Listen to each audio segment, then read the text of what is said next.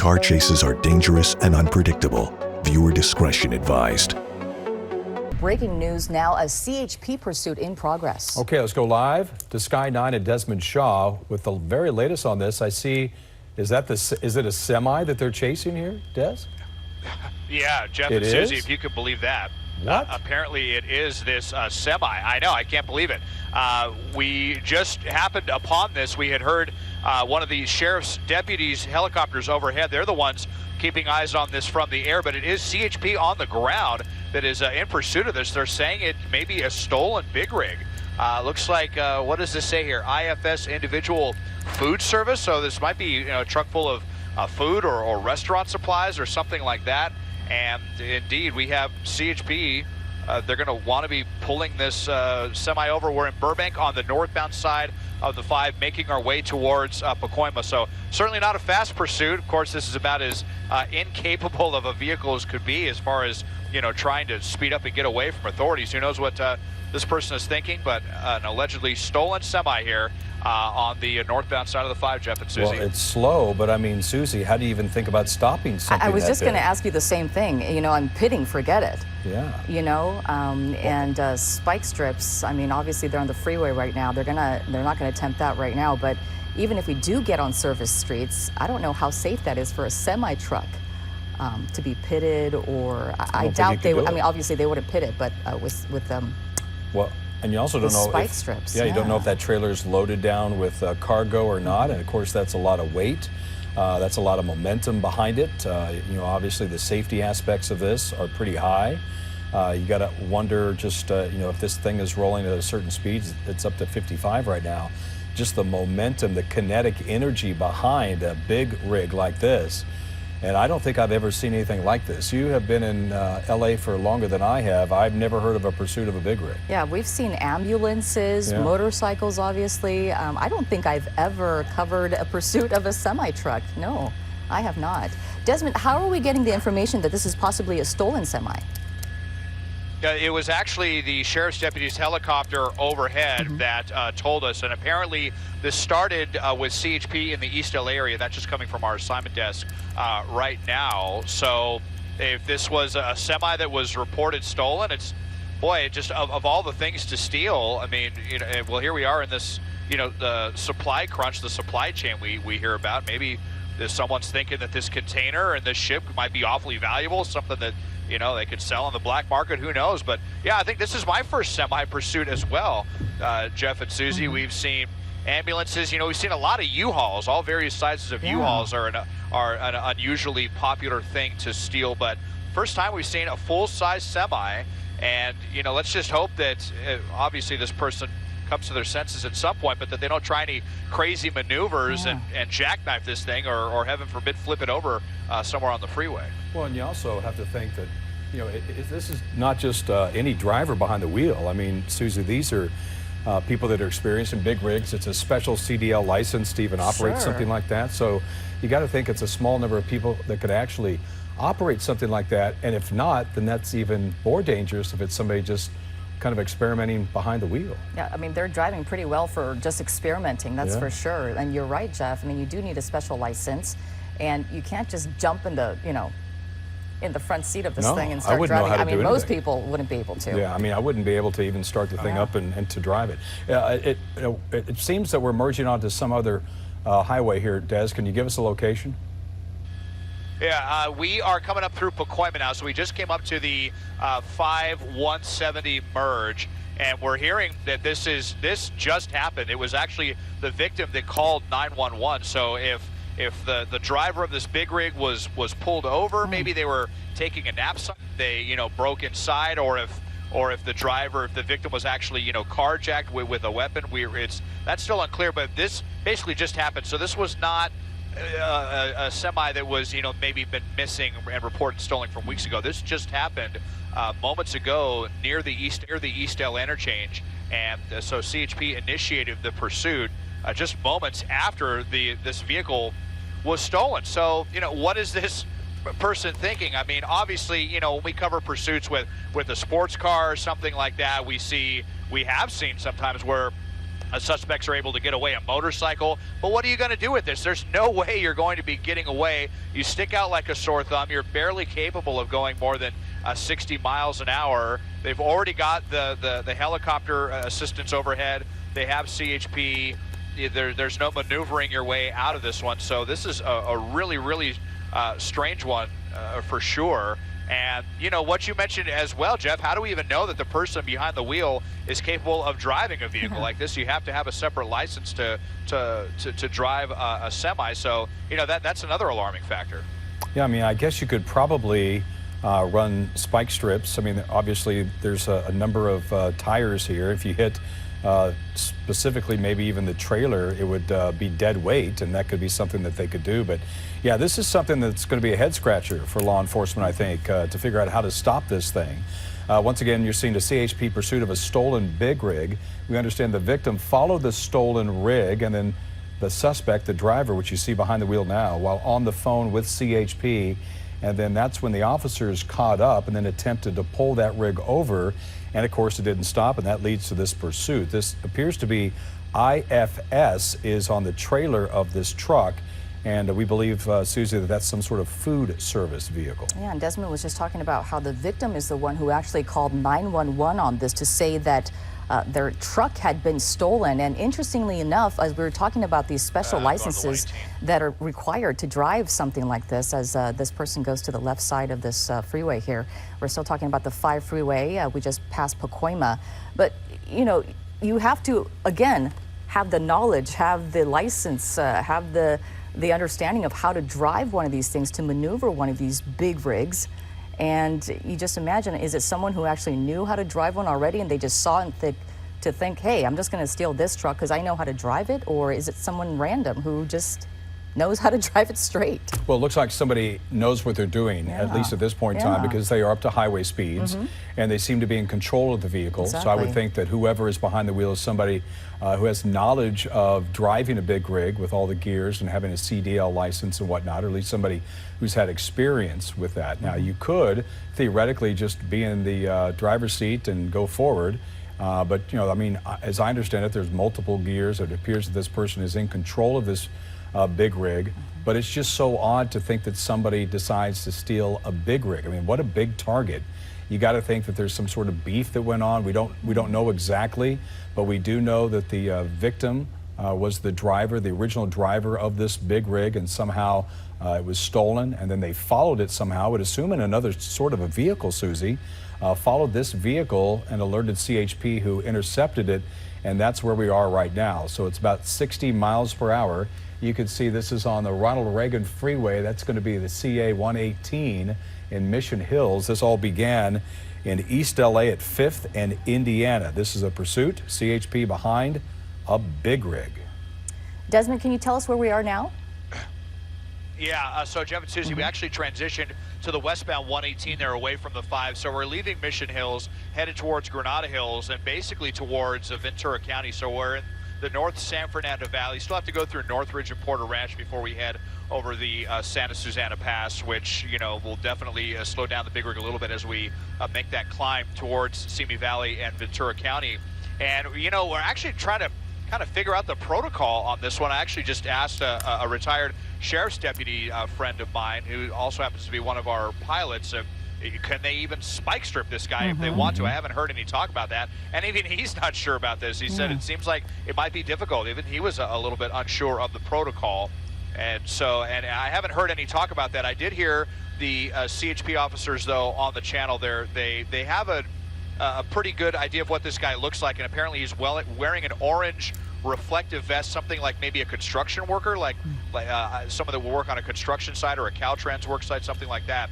Apparently, that's what he's wearing. They're thinking if he gets out and runs, they'd want to have some kind of identifying marker. But a lot of times we do see those suspects where they try to get as much distance between them and the police as possible before they pull over and run and have a head start. This guy's not going to have any kind of head start, so I have no idea what this suspect thinks the end game is going to be here. And you know, this could be, I mean, this is a long haul trucker. Sure. This is the tanks on either side of that big rig, you will see if they are indeed full, this thing could go for hundreds and hundreds of miles. I'm not saying that, hoping that that's what happens. I'm just stating that, you know, this is one of the situations where we have actually seen pursuits that have come to an end because they've run out of gas. This is obviously a vehicle that's capable of going hundreds of miles, if not more. You know, just think about your little sedan. If it's full, it could probably get, you know, maybe 300 miles, and then this is, think about how many more gallons this is, and this is what they do. This could be thousands of miles. This is at night. This is a lot of momentum behind this big rig. We've got the driver behind the wheel. Obviously, Susie, it looks like they're not erratic driving, which is good. I mean, something that big, if they were maybe driving aggressively, there's danger to other people, but so far the streets have been somewhat clear, and we haven't seen any sort of aggressive behavior by the driver, and that's a real danger. As anybody else except for other big rigs, just think about a collision or this guy trying to make one maneuver to get out of the situation and all these smaller cars around. Sure, it's true. Desmond, where are we now? We are making our way into Northridge now, Susie. We're coming up, I believe, to Reseda Boulevard, leaving Granada Hills, headed towards Reseda. We're taking this chance to see if there's any way we can see in front of the vehicle. It's kind of dark, but you know, he's going so slow, it's really easy for us to get in the front. We'll see if we can maybe get eyes on the suspect to make sure that there's only one person in the vehicle. Here you see somebody just accelerating on the right, having no idea that they're, you know, next to the suspect of a stolen semi, somebody who, you know, took this from someone not too long ago. And again, still unclear if that was, you know, if it was essentially, if you would consider this grand theft auto, or if there was, you know, a carjacking, or if a weapon was involved, or what exactly the circumstances were. Not really able to see too well, just a little bit too dark for us, unfortunately. But we're just about 3 or 4 miles away from the Santa Susana Pass. And you know, I was thinking that as well, Jeff, just, you know, how much gas is in the tank. We know that these semis, even as big a gas guzzlers as they are, can go for hours and hours. So that's going to be another factor as far as, you know, how far this pursuit goes. Yeah, you just wonder, this is an 18-wheeler, and that's a situation where you have 18 wheels that need to go over spike strips. Now, that's a better opportunity, I guess, when you take a look at if they were able to do that, but they don't often do that on the highway because of the danger. You don't want to stop something of that size and that momentum. They got to get in position to do that. They got to get, you know, well ahead of this truck, obviously. They got to know, kind of guesstimate where they're going to end up if they don't, you know, transition to any other, you know, freeways. And then also they got to set up so that this driver doesn't see them. Also, and they usually there's don't so many different things that they have to take care of first. They usually don't do that on highways anyway because it's too dangerous with highway speeds. Boy, this is something, if you're just tuning in, this is what we're dealing with. This is interesting. You might be shaking your head going, what's going on? Is this some sort of escort of police of this semi? But no, this is a pursuit of a big rig driver. This all began at 5th and Indiana in East LA. Well, now we are in the Northridge area on the California 118 in Porter Ranch now. And as we understand it, the driver, the original driver of this big rig, lost control of the vehicle somehow. This was a victim. We don't know exactly how they were able to steal it, but somebody hopped in and stole this 18-wheeler. And the victim, if you will, followed the 18-wheeler and followed the big rig and called CHP until they were able to intercept it, and that's where we are now. And this started about 15, 20 minutes ago. Yeah, and apparently they got a pretty good look at the suspect, at the driver here. He's wearing an orange reflective vest, like some sort of perhaps construction vest. We don't know if he was maybe on the job somewhere and was wearing that, or maybe he wore that to, I don't know, to attract attention. We don't know. But at this point, we know that this person knows how to drive this truck. So that certainly, you know, raises the mystery of all this, of how this person, first of all, was able to steal this truck. Was the driver, as Desmond was talking about, perhaps sleeping in the cab, and maybe they got in somehow, broke into the truck? Maybe this person used a gun to carjack this person. A lot of questions tonight still. And we wonder why. Why is this person taking this truck? Well, and you know, this has not been confirmed, but you got to think, could supply chain issues be a part of this? Could this be somebody taking matters into their own hands because this is a supply of something that they've been waiting on? and they got fed up to the point where they stole the supply and stole the vehicle. I mean, this is all just conjecture. This is all just something that we're kind of speculated on, but obviously there's got to be something involved with this. You don't hear about really anybody ever stealing a big rig, and this is the first time we've done a pursuit of that, at least to my knowledge. And so you got to think that there's something, because this is not, it's unusual. I mean, this is not something that just a normal driver would take on. I wouldn't think that somebody without the knowledge of driving one of these would, I think they'd be too intimidated to get behind. I know I certainly will get too intimidated to get behind the wheel of a big rig, but that's what is happening, 55 miles per hour. And we see this stolen big rig. Let's go back up to Desmond Shaw and Sky 9. So Des, just putting along, it doesn't appear to be any sort of traffic in the area, which is thankfully so.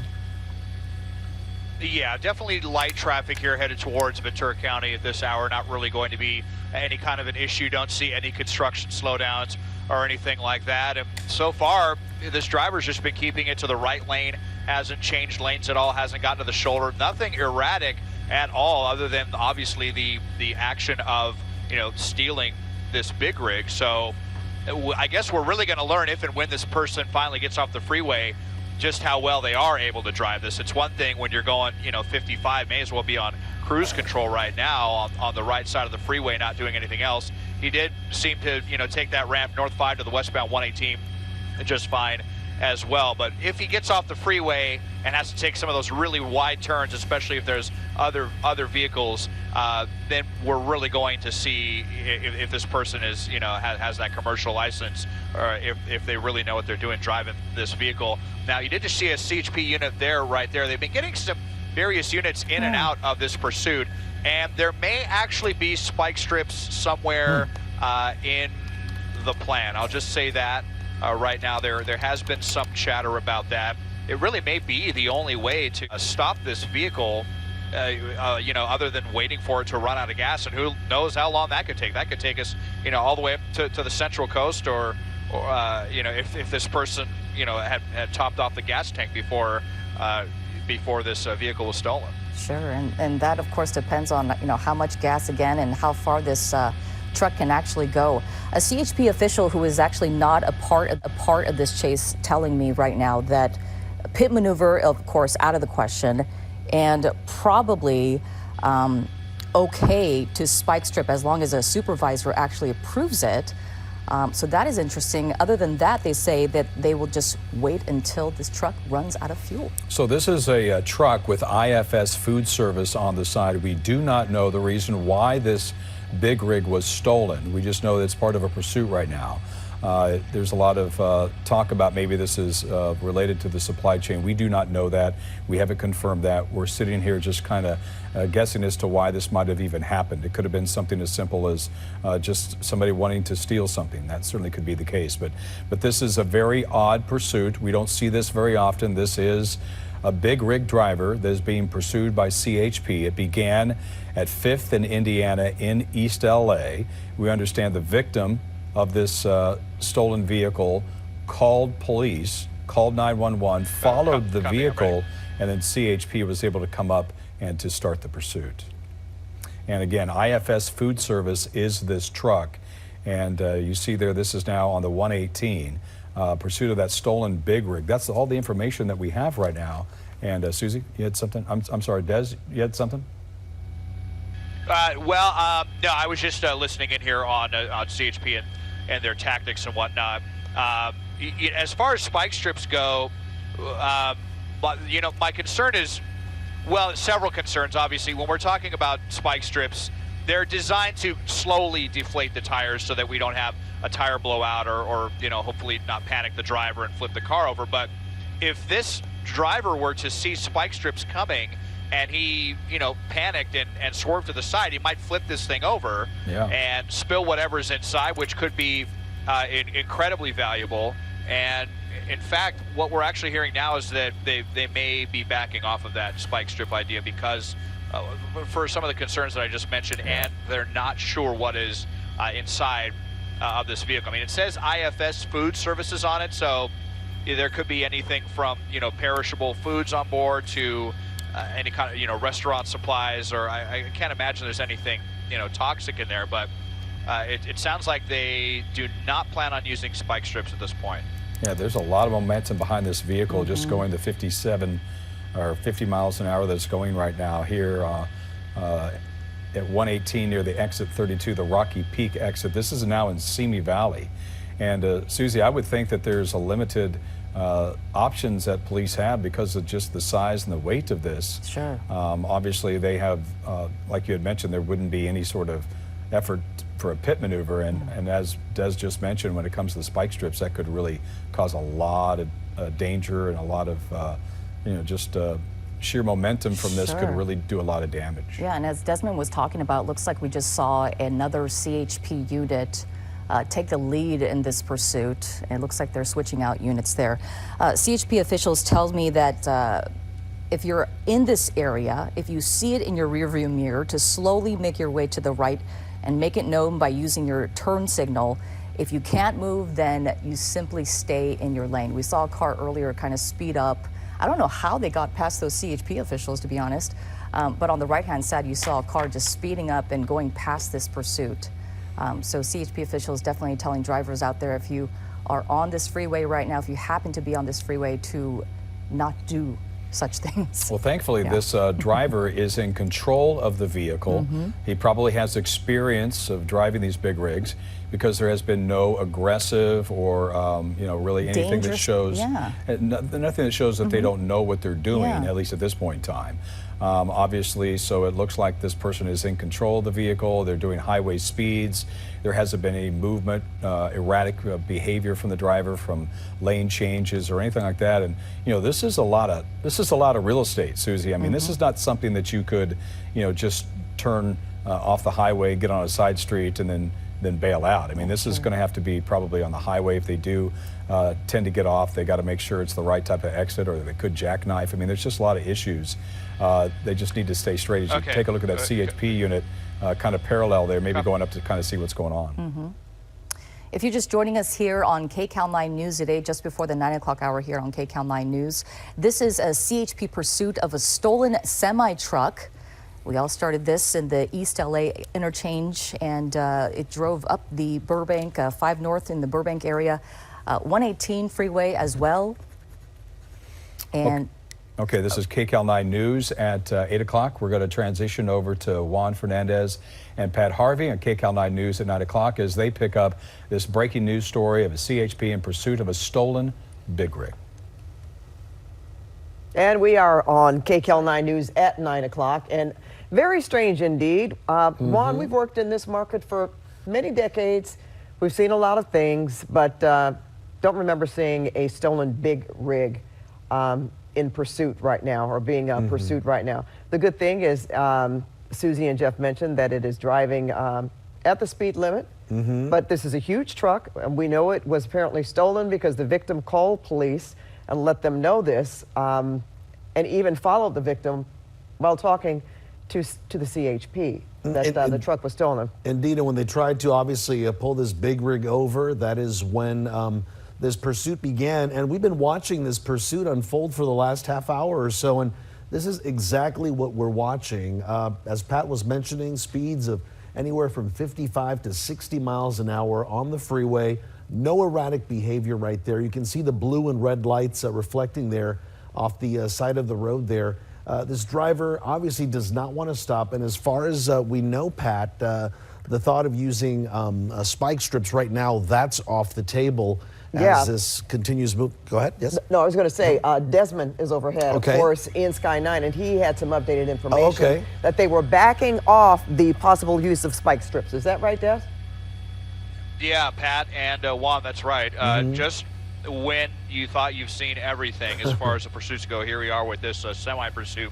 And that's right. So we were thinking, how are they going to stop this other than waiting for this person to run out of gas, which could literally take hundreds of miles, depending on how full the gas tank is, since these things are designed really for the long hauls. And there was some talk of spike strips. There was kind of some communication between the sheriff's deputy's helicopter overhead and CHP about doing that. And it sounds like they were set up and ready to do it. And then when they asked the CHP supervisor what kind of vehicle this is, and they told him it's a 53-foot long trailer, They said, no, you're not using spike strips on that. Now, the concern was that the main concern apparently was that they didn't know what was inside. They didn't want to cause a massive crash, but it sounds like they just found out, according to our assignment desk, that the trailer is empty. I'm guessing the victim told them that. Again, this happened back in near the East LA interchange off of the 5. The 5 at Indiana, I believe, is where we heard this first got picked up, and that was actually the victim who had just lost control of the big rig, called CHP, and CHP got there and was able to catch up. I'm sure he said, it's got a giant IFS food services logo on the side, so it was very easy to identify which semi was stolen. And here we are. One of the weirdest pursuits ever is we're westbound on the 118, headed through Simi Valley. They were and this has now been transferred to Ventura County CHP, and they have also denied the use of spike strips. So at this point, I guess they're just going to follow it and hope this guy eventually pulls over. Because what other options do they have, guys? I mean, it could be very dangerous. Obviously, anything could happen. We certainly don't want something that big overturning on a freeway. And the question that we certainly don't have an answer to, I don't know if they have talked with the victim, if this victim knows this suspect who was driving this vehicle. Obviously, they know how to drive a semi. I can't imagine that would be an easy task. And we have not seen any erratic driving or any really fast driving. Well, this is interesting, Des. I don't know. They slowed down. Oh, and that's not a law enforcement vehicle on the side of the truck. It almost looks like they're neck and neck, as if they know each other, which could also be a possibility. And here's the other question. What happened to the person that called CHP and they were following this big rig as they were talking to police? We don't know that, do we? Yeah.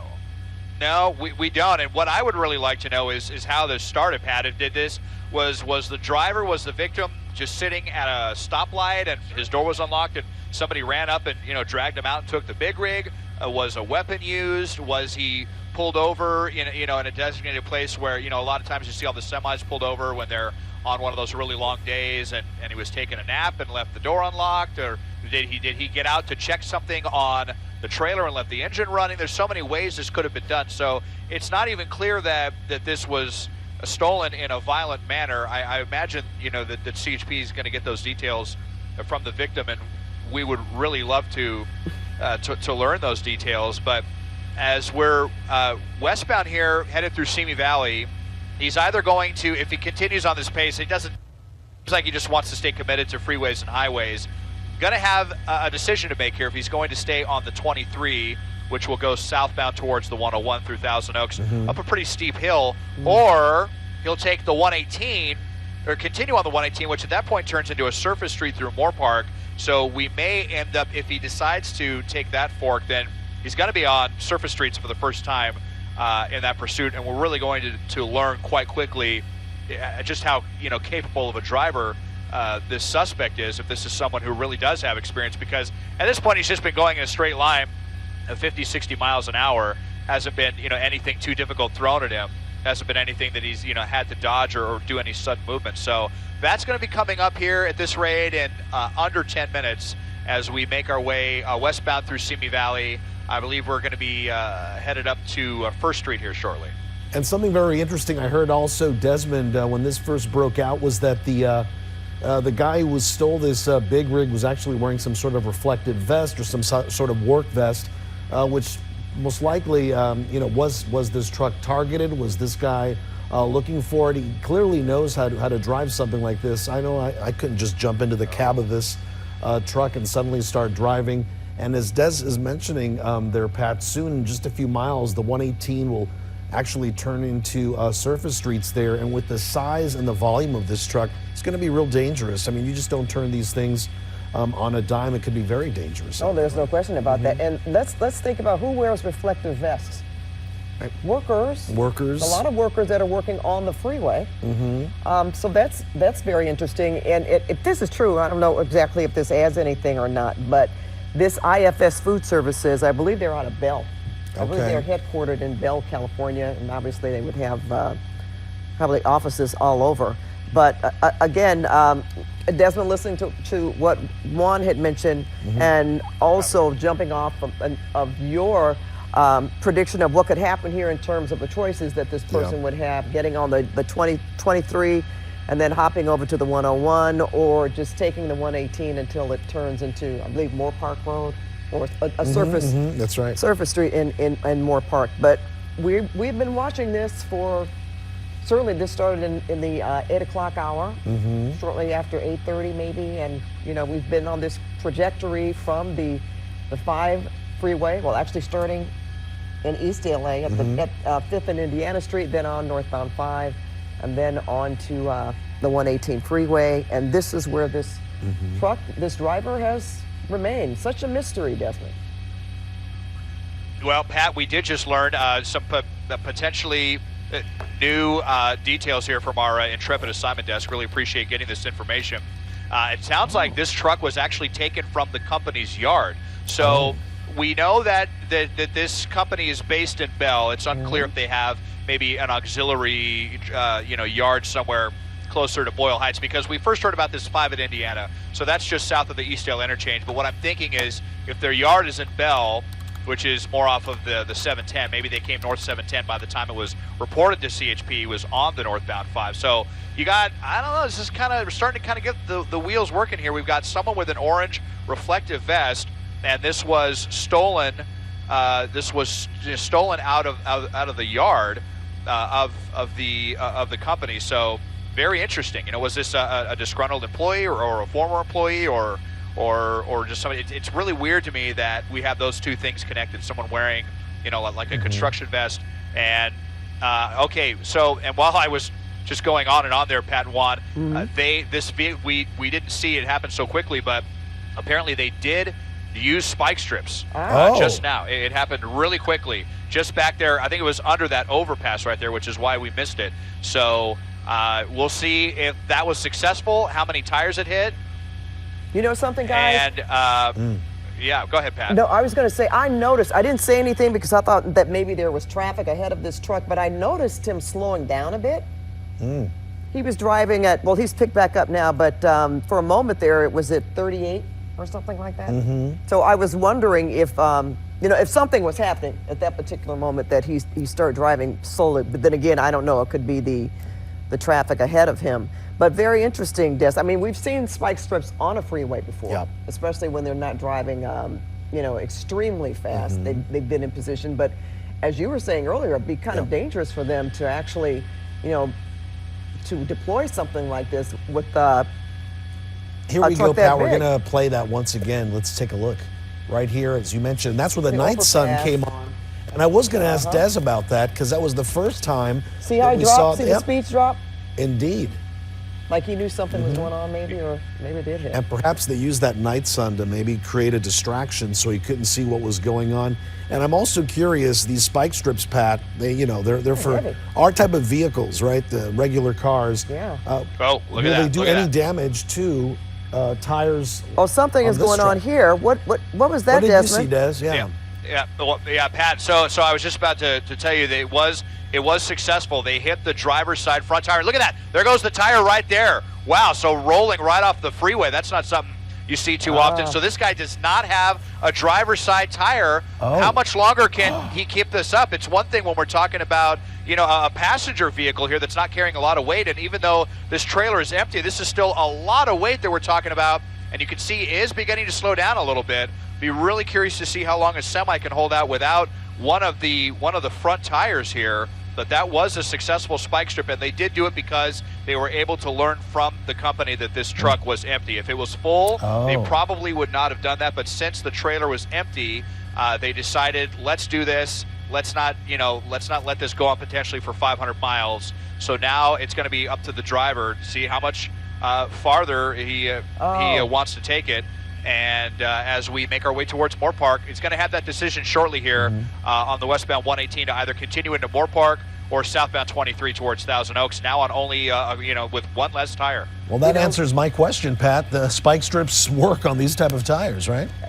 And Ron, when we showed that scene of, we did a replay of when they were on the overpass and they threw that spike strip out there. If you look closely to the bottom of your screen, if we show that again, you can actually see an officer out there on the freeway. And here here it is right there. once Look at again. the bottom of your screen. Right there. See? Sort of to the left. Oh, yes. Right on the other side of the center divider, right? Exactly. And apparently it was successful. And you know what guys, what we're hoping is that this person pulls over, because there's the other thing. We don't want, for this truck is obviously damaged, but we certainly wouldn't want to see it, fall over. I've seen that before. A semi overturned on the freeway. Could easily tip over. We saw one last week, right? In Yeah. the neighborhood, tip over. That's a big mess and so difficult to move. So Which may be the case here anyway, right, Desmond, Juan? I mean, if the truck can't, move on itself, of course, Right. maybe they would tow it. Does it look like it's pulling towards the right side there, Desmond? Des, you there? Desmond is probably getting. Sorry about that. No, that's I got right. you You get now. some information. Yeah. So no, now he's over in the right lane. He's kind of going between the left and the right lane, and just wondering how well he's going to be able to control this thing. You can see smoke now coming from underneath. A couple of sparks now beginning to flicker as well, as this truck is on the rim. At least one of those tires, it has been lost. It's on the driver's side. We know that the tires in the back are those kind of dually tires. Yeah. But in the front, I think they're just big, beefy, single tires. But he's coming on the bridge now on the westbound 118, and he's going to be making that decision shortly. I'm just really curious. He's making his way towards the right. Is that the exit I think that was going to take him? Yeah, that was going to be Los Angeles Avenue. That would have taken him into Mork Park. So now he is committed to the southbound 23, which is going to be pretty steep as well. So that just might be what it takes for this to give up, considering it no longer has any tire tread there on the front tire as he goes up that steep hill. We'll just see if he's going to be able to keep up any speed, but you can see that speeds have fallen, whereas he was between 55 and 60 miles an hour earlier in the pursuit. He's now struggling to keep 40 miles an hour. And I got to imagine it's pretty loud inside that cab, Pat, with one tire missing, and Is the light on? Did I see a light going on? yeah. There we Look, go. the Now we light can inside see the the cab just went person on. inside the cabin.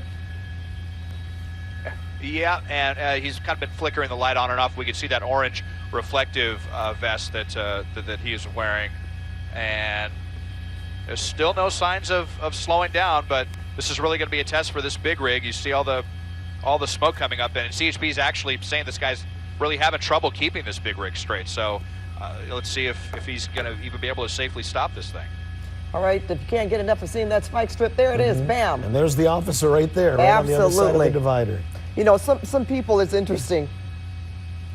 Okay, we can see the tire. There it there it goes. was, yeah. We see Puff the of tire smoke. falling Yep. off there. I love it when our folks on Twitter get involved, and people were saying, well, you can get a reflective vest for $5 at 7-Eleven. I'm not exactly sure if that's what was going on here, but just the fact that this was taken from the yard. But we're all trying to put our collective minds together, Pat, trying to figure this all out, how this all happened, how this could happen. I mean, just stealing a truck this size, now we do know it is empty. There is no load in there, which makes it a lot lighter. And now we do know that that front driver's side tire has been blown out. Driver is on the rims right now. Speed's pretty much cut in half. He was going around 60 miles an hour on the freeway not too long ago, and now he's down to 33, 32 miles an hour. So eventually he's going to run out of time. Well, he knows how to turn on the lights. Yep. And if people are going to laugh about that, let me tell you something. True. I've been in a car that's not mine before, and I wait, where are the lights? Yeah, where are the how do you where are turn the on? interior lights, right? Oh, yeah. Hey, okay, you guys are laughing now. Has that happened to you? It certainly has happened to me. Or I'm not sure how to turn on the lights or, the air conditioning button. Where is that? Especially in a new car or something like that. Right. Something So you're not familiar with. This is a big rig, which is much different. Did we see something fall off that rim, Desmond? Yeah, I wasn't sure if he threw that from inside or if that was just a piece of the brake lining or whatever that they came off there. I saw that bounce off. Yeah, he managed to find the There's and he's got his hazard lights on. Here.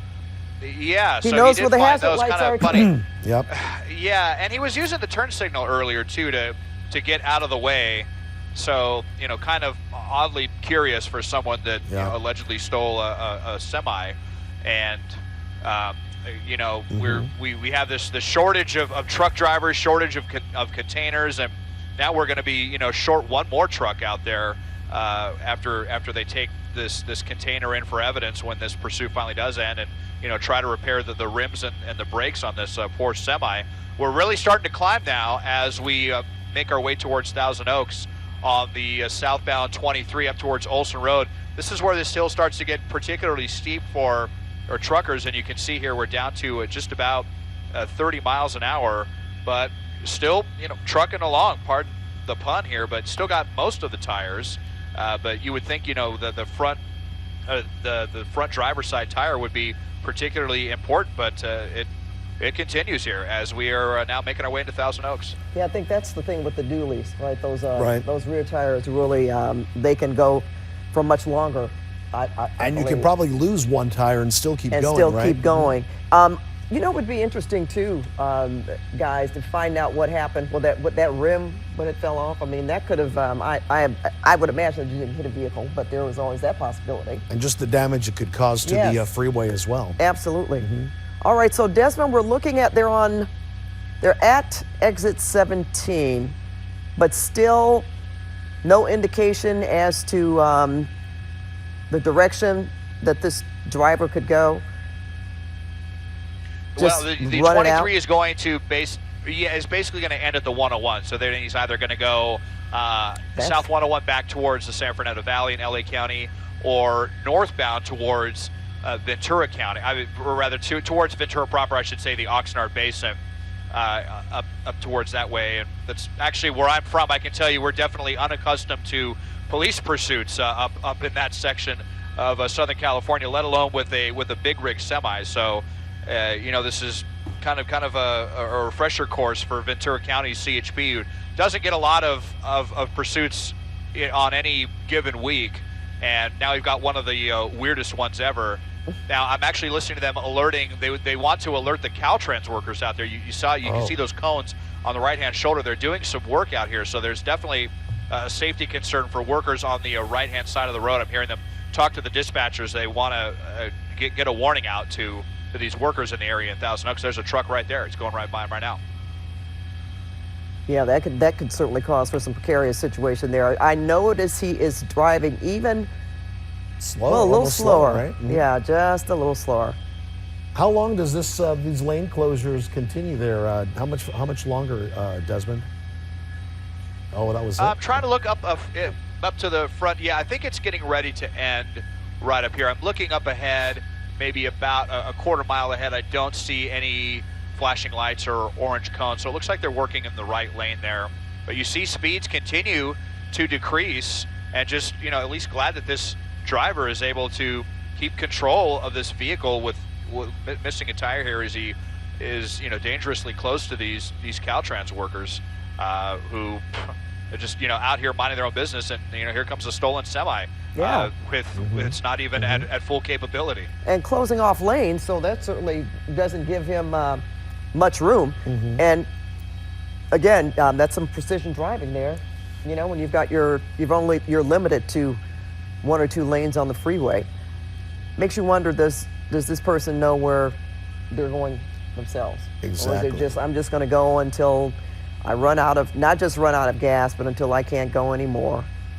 And at this amount, this amount of speed, they could possibly do another spike strip, could they? They possibly could. And here we are, we have lane closures here, even more distractions. So yeah, Pat, would be a great idea to have another officer at the ready to throw out another spike strip, perhaps disable the other tires. But as we see here, continuing at about 28, 29 miles an hour there on the freeway on reduced lanes. You can see there the cone zone pretty much going for quite a bit now. And he has even less area to go. To maneuver. Yeah. Des, what can you see ahead? Are the lanes pretty much closed off for the rest of this freeway here? Yeah, the lanes all look open here. I think he's getting out of the construction zone, but what I want to bring your attention to, look at these rear tires back here, guys. You're looking at the rear dualies here. It looks like he's getting ready to to lose a few more tires. There you saw some folks coming out. Of course, we have a slow-moving kind of a circus of a pursuit out here. So we're starting to get folks on overpasses who want to come out and get a bird's eye view of this. The longer this goes on, the more of that the more of that we're going to see. But he's about to lose some more tires here. It looks like these rear tires about ready to give out. I think I just saw a couple of sparks beginning to flicker out as well. So it's really going to be difficult for this guy or gal, not sure yet at this point, but to keep control of this vehicle. I would have to think that's going to be more the smoke. end of it. Look at those back tires. The tires you see on more the rear. smoke. Yeah. Yeah. It's any second now. We're probably going to see that rubber separated and fly off, like we saw earlier. I hear CHP talking about it right now. They may be keeping their distance just a little bit for that reason, so that they don't hit a tire suddenly flying on the freeway. And wouldn't that cause some fishtailing too, Desmond? As soon as there's less control of the back of this truck, that you would see some fishtailing. I mean, this, as Pat was saying earlier, this could eventually tip over. Yeah, absolutely. We could definitely see something fairly disastrous at this point. Then he's going to be losing at least 2 or 3 tires now. Besides I'm not the sure one if in the that front. inner tire is right. I'm not sure if that inner tire is because those are dual tires in the Dualies. back. So you've got 2. Yeah, dually tires. Right. So 1, 2, 3, 4. it may just be the outer tires that are getting ready to separate. It's unclear, but once those go, yeah, I mean it's going to be a considerably more dangerous situation here. Southbound on the 23 as we make our way near Avenida de los Árboles. I was reminded by a friend, actually, who used to work here and was in law enforcement, that there was a 7-Up. I didn't remember that. There was a big 7-Up truck, huge, in the valley about 20 years ago. Okay. So here's a reminder for that. Now, I don't remember how that ended. It did, but looking at this truck is damaged. Yeah. And it's probably just a matter of time. Yeah, and in the past, Pat, we have seen ambulance pursuits. We've seen big box truck pursuits, and you were saying remember now that military tank? I that remember was that. in the late '90s, Yeah, mid the to guy late stole a '90s, military down in tank. San Diego. Viewers may remember that is when. Okay, it was, what are we looking at here? Oh, here we go. We're looking at the tire, the front tire. That's the tire apparently coming Or off it's right coming there off. in the white circle there. We put it there for you to take a look at. And we know that the back tires, at And the least back maybe tires are now, 2 on the outer tires, right, Desmond? We're not exactly sure about those that are on the inside, but the outer tires seem to be damaged, and certainly the front, at least one front tire on the cab looks like it came off. That's correct, and it was those tires in the back just hanging on for dear life at this point, but we are seeing more and more sparks on the back. And I've been noticing a lot of people pulling over on the right-hand shoulder and getting out and whipping out their phones to get a view of that, and that is just so dangerous when we're talking. I mean, it's one thing to be on a freeway overpass, okay, I get it, Thousand Oaks doesn't see this, every day, if even every year, but look at now, it's really getting ready to come off. That back tire is going to be any second. It's nearly off, and see you it. just hope that there's nobody else around. There it goes. There it goes. So It's gone. there's another tire down. So he's down at least 2 tires, and I think the tire right behind that, the Looks far like rear it's tire, gonna go too. might be getting ready to go as well. And this just puts so much more pressure on the other tires. So, we might begin to see some of those fail. I think I just saw maybe some more rubber come out from underneath the bottom of the container as well. So getting extremely precarious, and yet we continue here. Southbound on the 23, this driver even down several tires now, as dangerous as this is, just refuses to give up. And again, well, it got his hazard lights on, but that is a hazard at this point. All right, now look at the that. speeds now. Really slowing down now, huh, Pat? Yeah, maybe I mean, how much farther can you go before the truck is just completely incapacitated? But let's look at what could possibly happen here when this truck stops. If he doesn't get out right away with his hands up, officers certainly are going to wait, I would think, Desmond, before they approach this vehicle as big as it is. Yeah, they're not going to have a good view inside the Right. cab just because of the shape of the vehicle. I don't believe they have a helicopter over right now because the LA County Sheriff's Deputy's helicopter actually ran out of gas. They had to run back to base to get more fuel. I didn't hear that they were getting anyone from Ventura County overhead.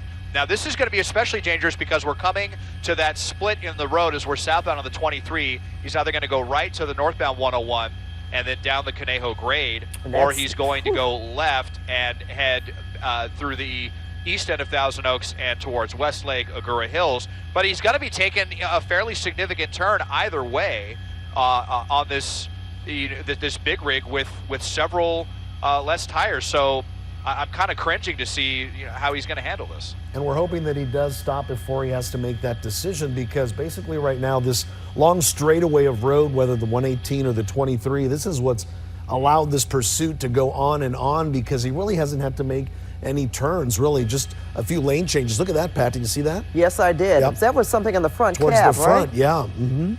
This truck is just almost looks like it's fallen apart on so many different levels. Looks like he hit the 101, right, Desmond? Yeah, so here we are at the 101, and it looks Yeah. like he's going to make that left turn, which is a bit of a flyover. I'll just widen out and show you what he's getting ready to come up on here. And let's just hope he can stay on the road as he makes this turn and not go over the embankment here. Well, and, he's veering. then he'll be coming. Yeah, I mean, ever so just kind of willing this vehicle to the left. This is the more gentle turn, I would have to say, just from experience in this area. To go from South 23 to East 101 is a much more gentle curve than if he were to go South 23 to North 101. And you can see here, so far he's doing it surprisingly successfully, but he's going to be coming into some pretty high-speed traffic, full-speed traffic, as he's coming in on the right side of the roadway. I was almost thinking that maybe CHP would come in with a traffic brake to stop folks, but that's not what we're seeing. Just as I look out the window, traffic coming southbound on the 101 will be coming out at full speed, and we're now headed back towards Los Angeles, San Fernando Valley. Next, as we leave Thousand Oaks, will be in Westlake Village. And you don't see something like that in Westlake Village either. But again, you will probably see more traffic. But we have seen this driver now make that maneuver, make the turn back onto, he's going to be on the 101 freeway, still driving very slowly. And I don't know, it almost looks like the back of that truck has dropped. Well, Pat, I've just been told that we have apparently a video of a second spike strip being deployed. We're going to show you again right here, and this is possibly, there it is. That's what we saw, Pat. Yep. Kind of a jump up from the front of the truck. All Remember right. we were wondering, talking? we thought this truck was falling apart. Well, So that was all right. actually yet another spike strip. So let's see what happens over the next few minutes or so. It really didn't take too long from that first spike strip for us to see some of the damage that it caused to that front driver's side tires. So we could possibly see more, and we already know, Pat, those outer rear tires are already blown out. Yeah, And you they're can gone. see the white rims.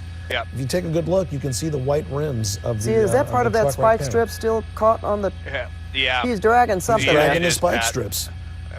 Yep, so I think they did maybe, again, earlier initiate another spike strip there that we didn't see. And, kudos for CHP. They're almost like able to camouflage themselves when they're along the right side and then just kind of jump out and take care of this. And we just have to hope that when this big rig does come to a stop, that it stops upright, and that this car doesn't, or this driver doesn't try to do anything rash and turn the vehicle and flip it over. And this, maybe will be an example of really good protocol for stopping semi pursuits in the future. But still going along, he's down at least 3 tires, all of them on the left side, the outer tires on the dual set on the rear, and then that front driver's side tire, which he lost a long time ago. And I can't believe this guy. It looks like he's actually going faster somehow, despite having less rubber on the road.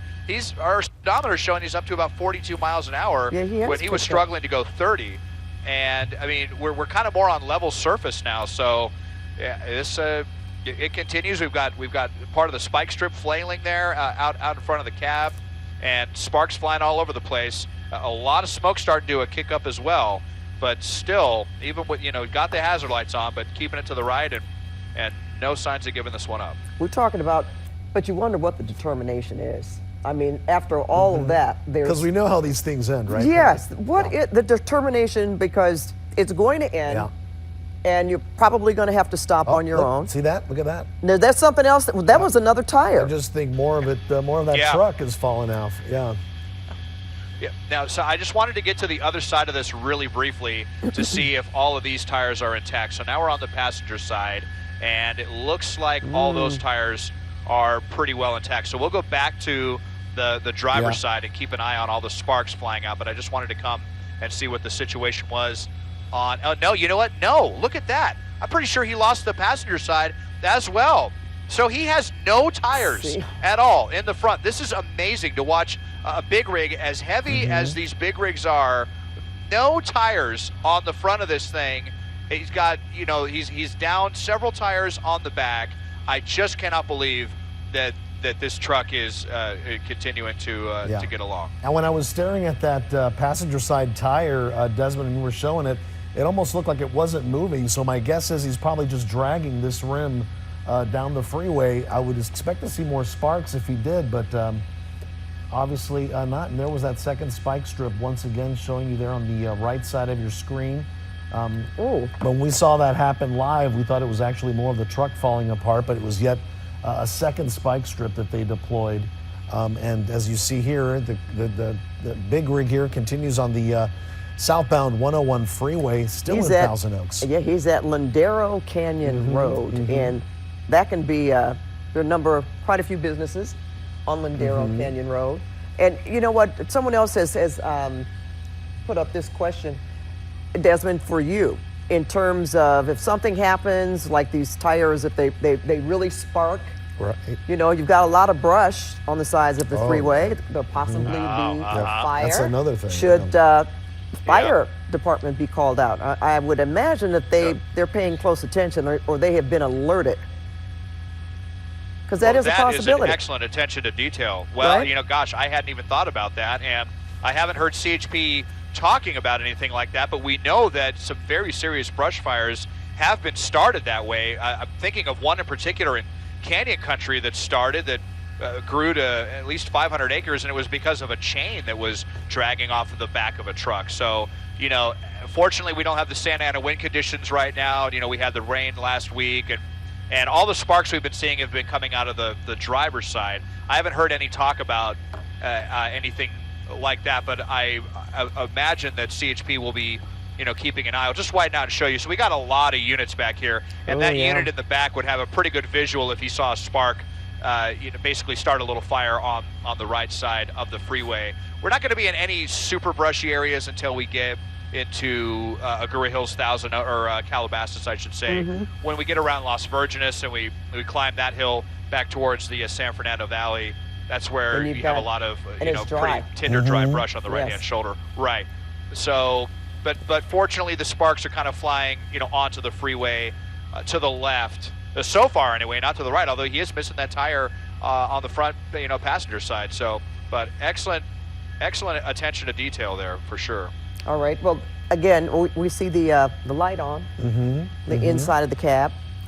This is going to be, I'm just going to take a step further. This is going to be an interesting interview when they finally catch this person. Exactly. We'll get them into custody. Like, what were you doing? Why did you do it? Right. Why did you take it in the first place? And why continue to drive with all of these obstacles against you? More importantly, you're missing tires. And a vehicle this big, Pat, it's not like you can just kind of hide in traffic. This is something so high profile.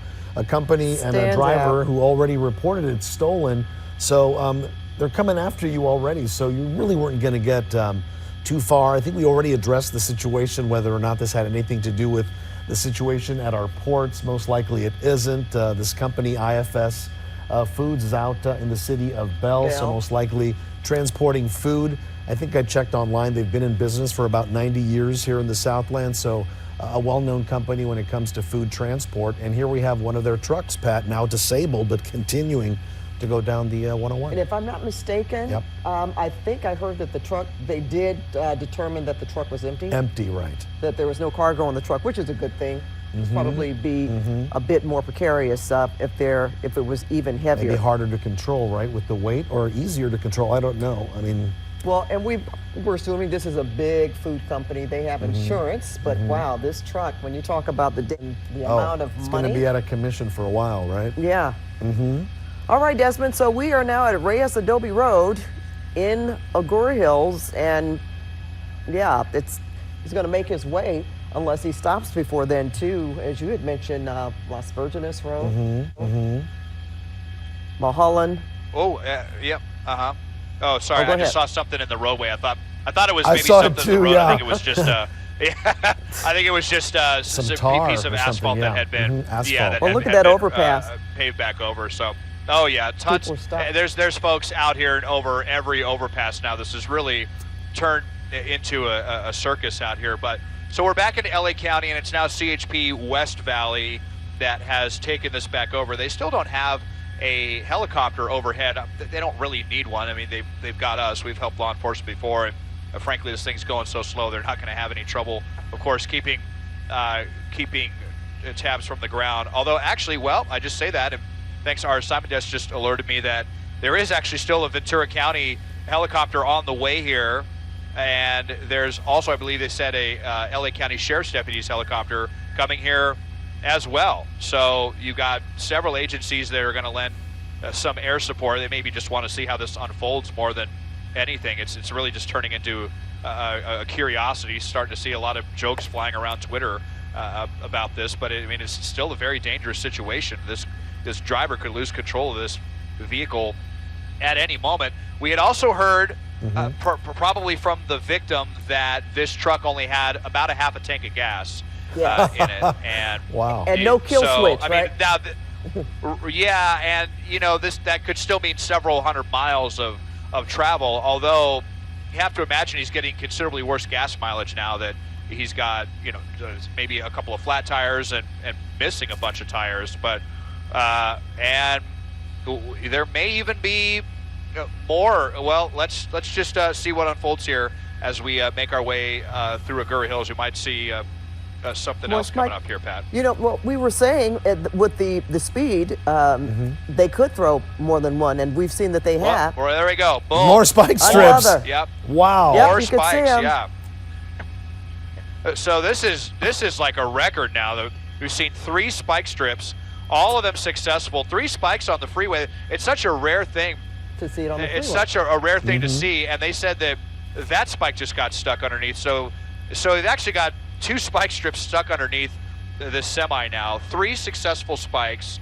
I mean, we'll get back over onto the other side of the semi here in a second to see if it hit any of the tires there. But at some point, this guy's going to have no tires left, and this car's just there. This huge truck's just going to come to a complete stop. And the way this driver's going, it's looking like that's how it's going to end, or that's when it'll end, I should say. So as you said, we've just witnessed 3 or 4 spike strips here.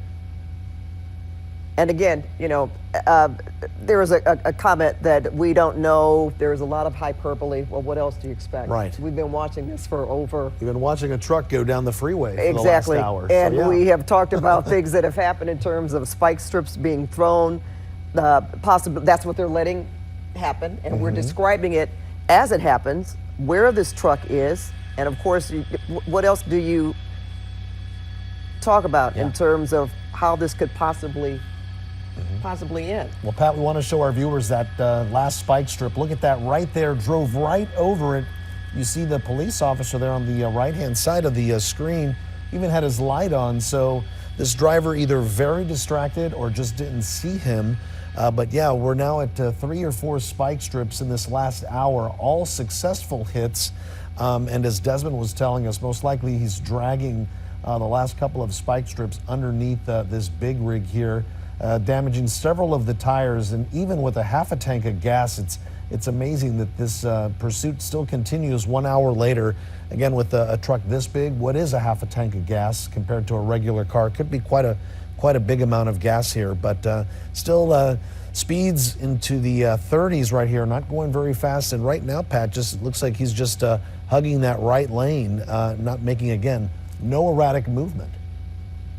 And that's, we've seen officers, what they've done. They've been following this vehicle. They've been throwing down spike strips. And honestly, I would say, Des, they're just going to let this go until this person stops. Until it's over, yeah. Until it's over. So we're trying to do the best we can in informing the public about what we're let's get over to the...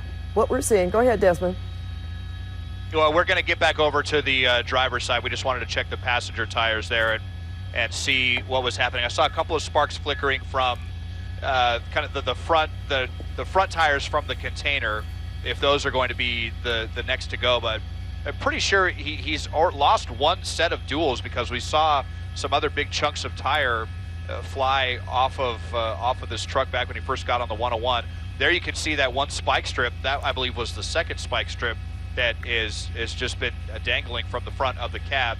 The last spike strip actually got lodged underneath as well, although it did dislodge itself. And so the unit far in the back there, they were able to stop traffic and get that out of the roadway. So it's a really huge coordinated effort here with CHP. This is, tied up a ton of resources now from Boyle Heights all the way into Thousand Oaks, several jurisdictions, several helicopters. LA County Sheriff's deputies are about to get their helicopter back overhead. Ventura County they decided to pull off this, and they got canceled. But really amazing that this truck continues to go with no front tires. I don't want to make too light of this, but it's a fantastic advertisement for this semi truck. I don't know if it's international. I know that's one of the brands that makes semis. I'm not sure any of the other brands out there, that maybe one of my car friends will chime in. But just amazing that this truck has not given up. Yeah, we just saw. There goes the last spike strip. Yet another. There it is, right there. Is that 4? I would say 4 or 5 now, right, Pat? No, that was I think the one that was lodged underneath the cab. I see. Finally, it fell out. Dislodged itself and fell out into the roadway there. So I think we've seen 3 total spike strips here, which have taken out a minimum of 4 tires, possibly 5 or 6 tires. It's almost looking like might lose one of these rims on the back of the container here any minute. It sure does, Desmond. And we saw him turn the cab light on for just a second. Kind of wondering what he's doing that for, whether he's talking to somebody who may know that he's behind the wheel of this big rig, and what exactly his plan is here. Looking a bit ahead of the pursuit, Desmond, do you see any heavier traffic starting to build, anything like that he may be driving himself into, or has CHP gotten ahead and kind of cleared the way? Yeah, I've been noticing CHP along a lot of the on-ramps if they've been holding back traffic. There's very, very little traffic ahead of me, and well, they're past the Lost Hill any... Sheriff Station. Oh yeah. Yep, and climbing this other steep hill now as we make our way up towards the San Fernando Valley. So we're coming up to that area though with the dry brush, with those questions that we were mentioning earlier. Unfortunately, he's not on that far right lane, but this is an area actually not too far from where the Woolsey fire raged several years ago. And can this truck take another hill with even fewer tires than it had when it was southbound on the 23? You'd have to think that maybe this truck would just overheat or something at this point. How much longer can this truck continue to go on? I think we've covered at least 60, I'm thinking about 60 or 70 miles now as we loop back towards the city of Los Angeles. Yeah, if you consider that this started in Bell. They took it from the headquarters of this food service company in Bell. Now he's passing Las Virgenes Road, and he's going to be coming up on Mulholland. That's going to be the next exit. Well, Parkway Calabasas, And look, Pat, a little more smoke tire. You see that? The front rim. I saw some smoke there. Well, no rhyme or reason here. Again, we were just watching this unfold, and CHP really has done a masterful job of throwing down these spike strips. We believe all of them were successful. There's a possibility one of them, that it may not have been fully, but certainly they've made several attempts. I almost accounted for, I believe.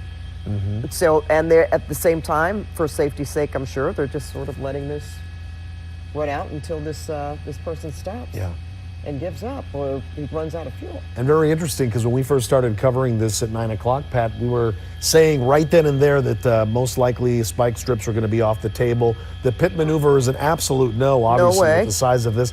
And now we've seen a total difference. We've seen 3 spike strips at least, successful ones at that, which have disabled the this big rig here.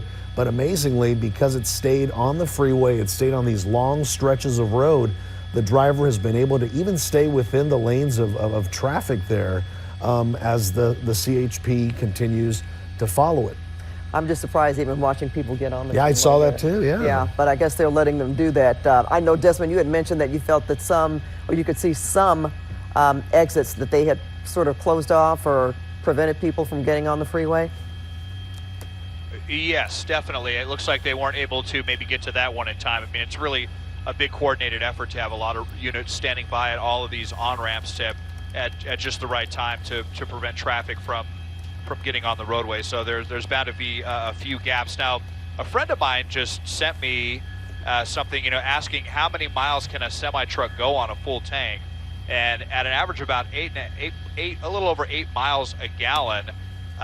These things on a full tank can travel, over 1,000 or even 2,000 miles, according to what one of my friends told me. Now, they're saying that this guy had a half a tank left of gas. You can't imagine that this truck could last that long.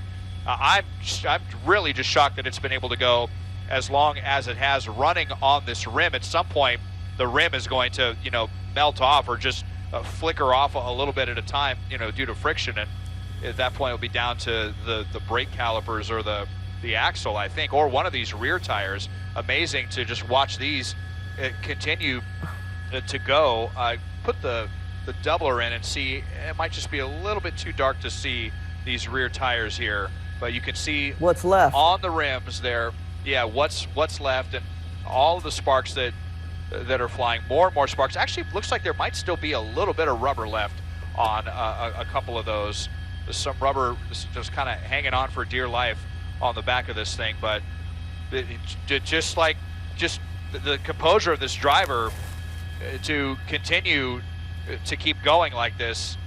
The writing is on the wall. What do you think you're going to accomplish? This is going to end or another. I guess he just wants to drag this out as far as he can before he goes to jail tonight. I say he, but kind of colloquially, it could be a she, but.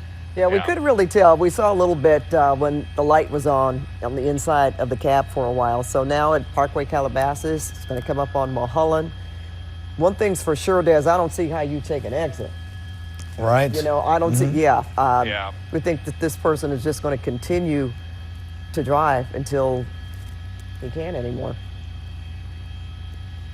And there's a possibility they could even throw another spike strip down. Could they? They've done a great job so far, right? They have. But I'm sure officers are thinking too, okay, what's it going to take for this guy to stop? Yeah, that may be in the works down the road. I mean, you see how he's traveling slow enough at this point, and how perfectly CHP was able to telegraph all 3 of those spike strips with no problem at all. All 3 of them hit at least a couple of tires.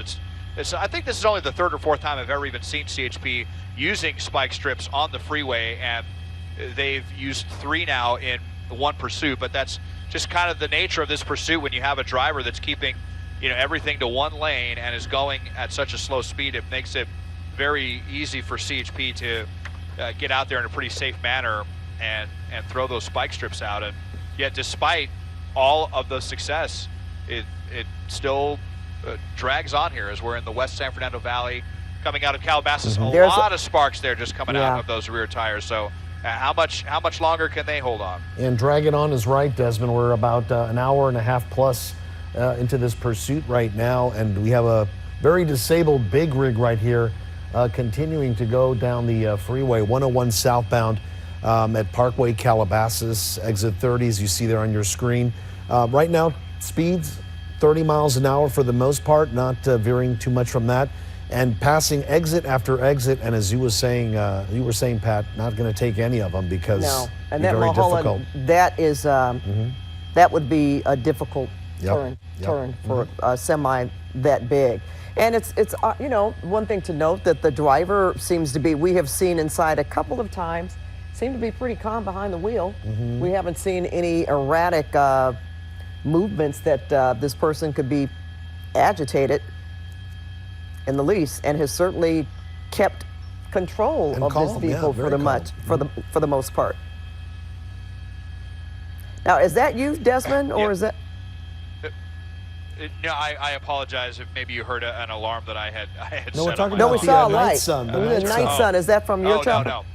No, that's not from us. That's from LA County Sheriff's deputies. They've got their helicopter back. That's how long this has gone on, is that they had run out of gas back in Simi Valley, and they went all the way back, filled up their tank, and were able to get back overhead. And that just tells you how long this pursuit has been going on, and how much longer can this pursuit continue. We're talking about getting off the freeway. Well, here comes somebody who has no idea what's going on here.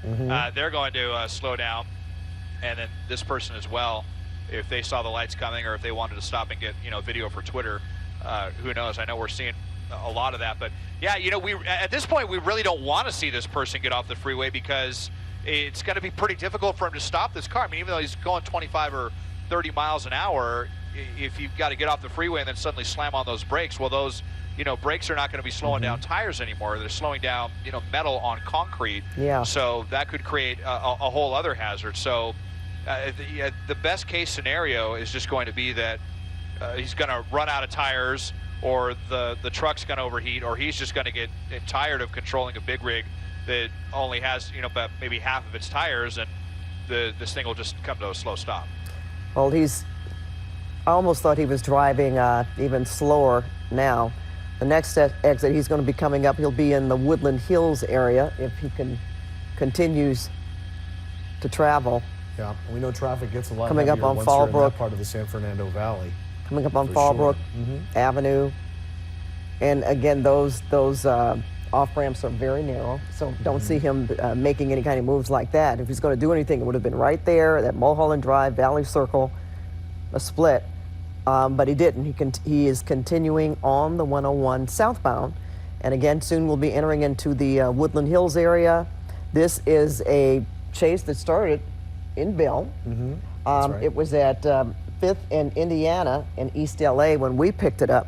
Well, look at that over ramp. There's so many cars there. Were they law enforcement vehicles? I couldn't I tell. think those were part of the Caltrans units that we saw when they were working on the other side of the freeway, is possibly what that was. But we are seeing definitely, look at that, more traffic on both sides of the freeway. We see some Caltrans workers out there as well.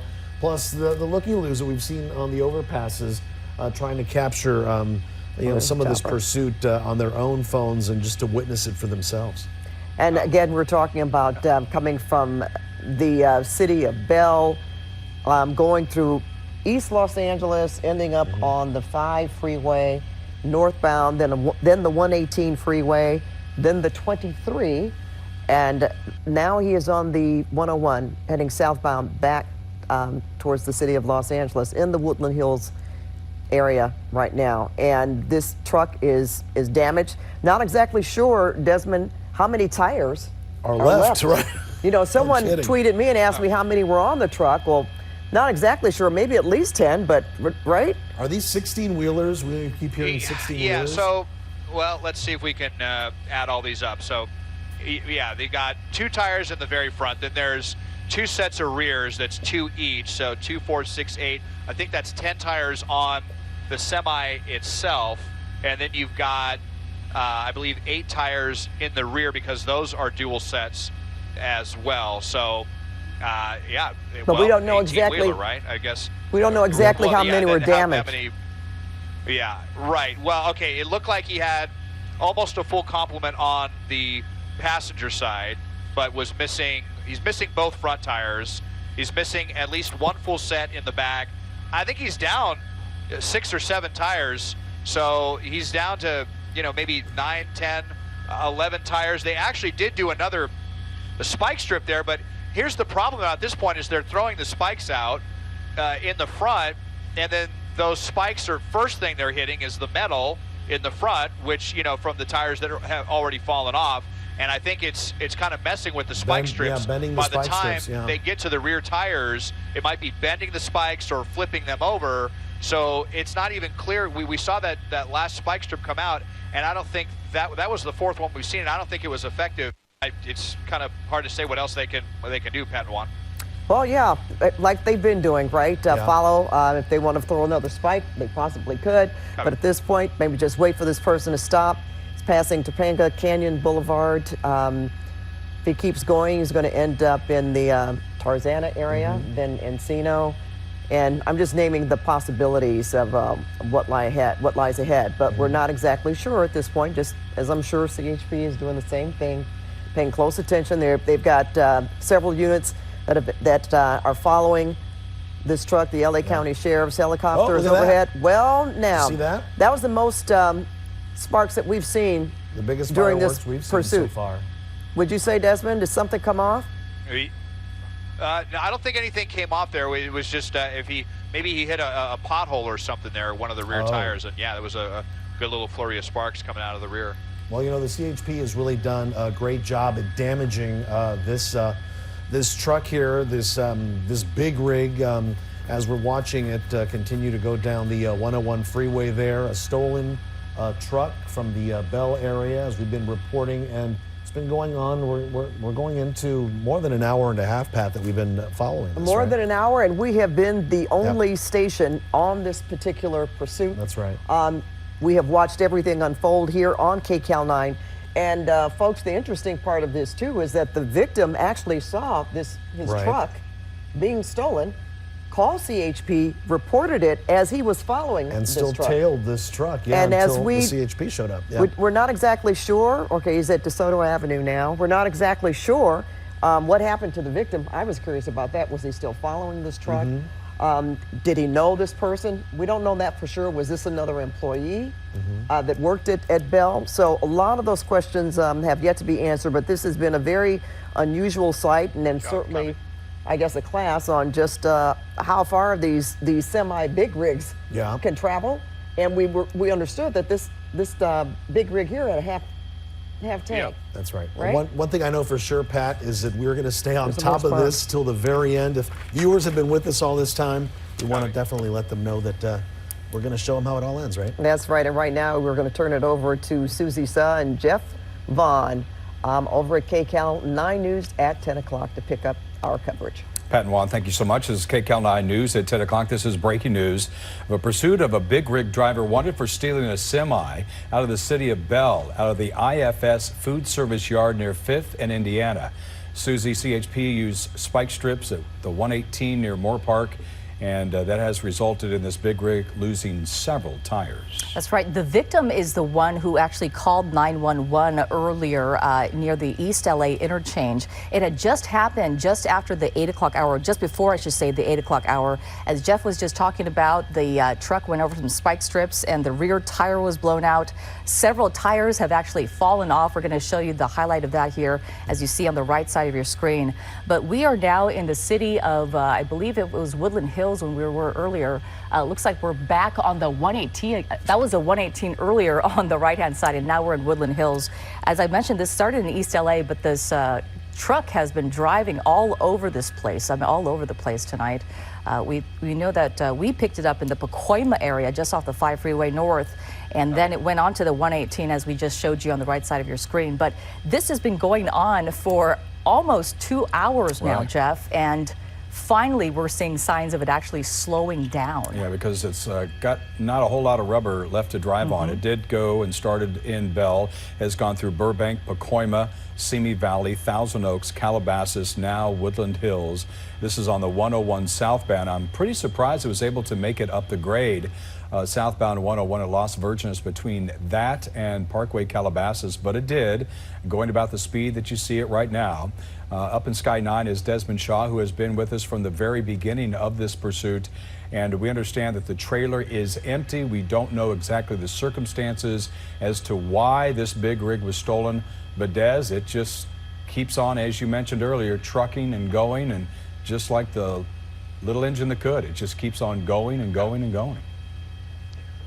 Yep, like the Energizer Bunny, like any whatever analogy you want to use. You're right, Jeff. It's really incredible. I think we've covered probably about 100 miles worth of roadway now at very slow speed, struggling to keep 25 miles an hour. He has no front tires. So 8 of the 18 wheels on this vehicle, we think that he's lost a third of the rubber. He's down to about 12 tires. He's missing the 2 very front tires. I believe both sets of these dualies on the driver's side are also gone. And last we saw, the rest of the rear tires were all intact here. But the conundrum now for CHP, now that they've blown out the 2 front tires, when they tried the 4th spike strip, an unprecedented 4th spike strip on a freeway, I've never even seen more than one in all my years covering the pursuits. But the problem is that the spikes were actually, the first thing they were hitting were those metal rims at about 30 miles an hour. So that was either bending the spikes or kind of knocking them out of place, jiggling them all over so that they were not able to flatten any of the additional tires. So it's unclear. I don't know that even attempting any more spike strips is going to help to stop this vehicle once and for all. But obviously, it seems pretty obvious to me, and from some people I've just been seeing on Twitter, some truck drivers and whatnot, saying that this person obviously knows what they're doing. We've seen him now, take freeway transitions with no front tires, and really keeping his composure here, and no signs of slowing down as we make our way. We'll be at the 405 maybe in about 5 minutes here as we leave Woodland Hills and make our way into Tarzana. Yeah, benefiting from straight roads, Susie, because he doesn't have any front tires. You would think that he would lose any sort of control in steering that, but because it's thankfully on some straight roads, he hasn't lost control and continues to motor down the 101, coming up to the 405. I guess he'll have a decision then whether he wants to go on the 405 or the 101. And it seems like, blowing up those tires wasn't really effective, to be honest. I mean, he's still going. I mean, obviously a little slower than before. We were talking about 50 some miles before, and now we're talking about 30 something. On the right side of your screen is right where we see those tires getting blown out. As Desmond was talking about, many of those tires have actually fallen off. But as you see on the left side of your screen, this is a live picture from Sky 9 tonight of this semi-truck continuing and going on. We were thinking that at some point they might run out of fuel, and that would be how this truck and this pursuit finally comes to an end, but that still has not happened. Well, the power is coming from the, if you will, the dual axles and the front tractor of this trailer. And, the wheels that are lost in the very back, those don't power this semi. It's from those set of 8 tires right there in the back part of that tractor. If they were able to get the spike strips there, and you would think that they would have run over them at some point in time because the front tires are gone, Susie, but that's where he's getting the power to continue on at even 31 miles per hour with most of this big rig's tires gone and down to just the rims in the back. Again, there doesn't appear to be any cargo in this trailer, so it's not a whole lot of weight, but still able to continue at 30 miles an hour, not really slowing down much. When we first began this in Pacoima, it was up in about the 50, 55 mile per hour range, so it slowed it down about 30 miles per hour. But this is a slow speed chase of a very big vehicle in the big rig that was stolen earlier tonight from the IFS food service yard near 5th and Indiana in East LA, also city of Bell, if you will. And this has got to the point where he's driven around, as Des has said, 100 miles or more on that half a tank of gas. That's what we learned from that company, that there was a half tank in there. We still don't know why this big rig was stolen. We don't know if it was a disgruntled employee, but we know it was stolen from the yard. And here it is, still in our sights here some 2 hours later. Yeah, a lot of these semi-trucks I know are equipped with radios or CB radios, and I wonder if the CHP was able to get on a frequency where they can actually talk to them. I don't know if that's possible, but we don't know much about the actual part where the semi-truck was stolen from the yard, as Jeff was just talking about. We don't know if this was a carjacking situation of some sort, or perhaps it was an employee there who perhaps took someone else's truck when they weren't supposed to. But we do know for a fact that this person clearly knows how to operate this truck. Well, you know, when we first started this, we were wondering how this was going to end and how were they even going to try to disable this large vehicle. A lot of momentum behind it. It would be difficult to really stop it. And here we are. They have slowed it down. They've been able to slow it down. But let's go up to Des and Sky 9. Des, how are they going to stop it? Yeah, that's a good question. I think I'm hearing them chatter right now if they want to attempt any more the spike strips, but you hope it's not just going to come down to running out of gas, because if that's the case, that might, you know, put us in another state before this is over, because even on a half tank of gas, this thing may be capable of going, you know, more than 500 or 600 miles on a half a tank of gas from what I've been seeing people tweeting me about this. So and the last spike attempt was, you know, completely unsuccessful. So yeah, how it is really a conundrum for a CHP if they're just going to wait for this guy to stop. It could tie up a lot of resources for many more hours before this finally comes to an end. As we're eastbound on the 101, and he's just been keeping it as straight as possible. And again, the problem with the spike strips now at this point is, you know, they took out the front tires, but those are really just for control, for steering. I mean, if he were to try to get off the freeway and make a sharp turn, that would certainly, I would imagine, be pretty complicated by losing those front tires. But as far as propulsion, like you were saying, Jeff, they're coming from the rear of the semi itself. And so all 8 of those tires are still intact. And that's how you continue to go on, even though these tires right here look like, you know, they could fall off at any moment. You know, we're only going about 25 miles an hour. So even though it looks like there's almost no rubber left on those rear tires, if any, we're at such slow speeds that this could still go on for a while longer. Yeah, this is a tractor trailer, so the front being the tractor, and if he lost the trailer, he could still continue on because the power is to those 8 tires in the back of that tractor. And Susie, you hate to think about something like that, but it is empty, and those rims on the back are just on the light load. So I'm not convinced that this is going to end anytime soon, because he just keeps going. And unless they were able to deflate those tires in the back part of that tractor, this may go for quite a bit longer. Yeah. Now, I was texting with an LAPD retired sergeant, and he was just talking about some possible scenarios of what could possibly happen, what could they possibly do if it is in fact approved by a supervisor. And he was talking about possibly shutting down the entire freeway, shutting down all lanes, locking it down, just having the truck on the freeway, obviously, along with the CHP officers, and possibly bringing in like what, you know, might be like a SWAT Bearcat, right? What they might use an armor vehicle to actually push the cab, if you can imagine that. I mean, that's how strong those vehicles really are. They could actually do something like that, but of course that would be upon the approval of a supervisor. Yeah, they'd have to get in front of it and then try to slow it down, and then if you decided not to, I don't know, would it be kind of a tug of war sort of a thing, one pushing the other, but that would be pretty drastic, I would think, and you would have to completely, as you mentioned, Susie, clear the highway, because that would be a safety issue for anybody who was out there. And we certainly have seen a lot of people on the overpasses, those looky-loos that continue to follow this and watch this, and you would have a lot of manpower then at that point in time to shut this highway down completely. And to get one of those Bearcats, I would assume that that might be one of the last straws that they could use in the quiver, if you will, to maybe slow this down. I don't think they're quite there yet, but boy, it just continues to drive here, this big rig, and we know that the driver obviously is very capable. We assume that this is somebody who is adept at driving. We saw that they had one of those fluorescent vests on, like a lot of truck drivers do. Whether or not that's the case, but we know that he's wearing that.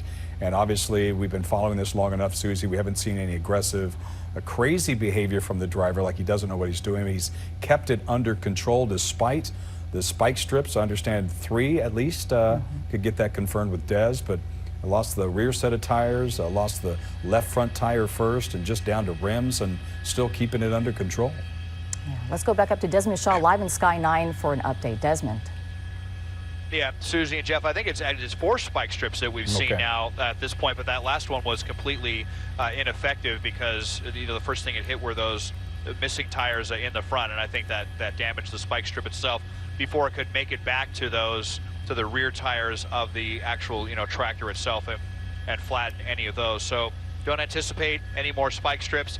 Interesting what you were saying, Jeff, about a Bearcat and using that to shut this down. That's a really interesting idea. I don't think we're going to see that. I have seen that one time before in a pursuit, but that involved someone who was being extremely violent and actually got out of their vehicle and fired a gun at LAPD. And it was after that that they eventually brought in a SWAT vehicle like that, a Bearcat, and actually rammed that driver into the center divider and ended that pursuit. But there hasn't been anything violent that's taken place during this pursuit. It's not even clear if any violence was used to steal this truck. We know that it was taken from where the truck is actually kept, we believe, in the city of Bell, but it's not clear that we hadn't heard that any weapon was used or anything like that. So as interesting of a tactic as it sounds like, it would involve a lot of coordination and would probably be successful. I haven't heard of anything about them using a Bearcat to shut a situation down like this. Another thing that's interesting is, this driver didn't even make any attempt to dodge any of those spikes. If he didn't see, I mean, they seemed pretty obvious when they were coming at him, those spike strips, and he wasn't driving very fast. And I was kind of surprised to see that he made no attempt to swerve out of the way at all. Maybe this is a driver that wondering if that if he knew that the spikes weren't going to be enough to stop this, and it wasn't worth swerving to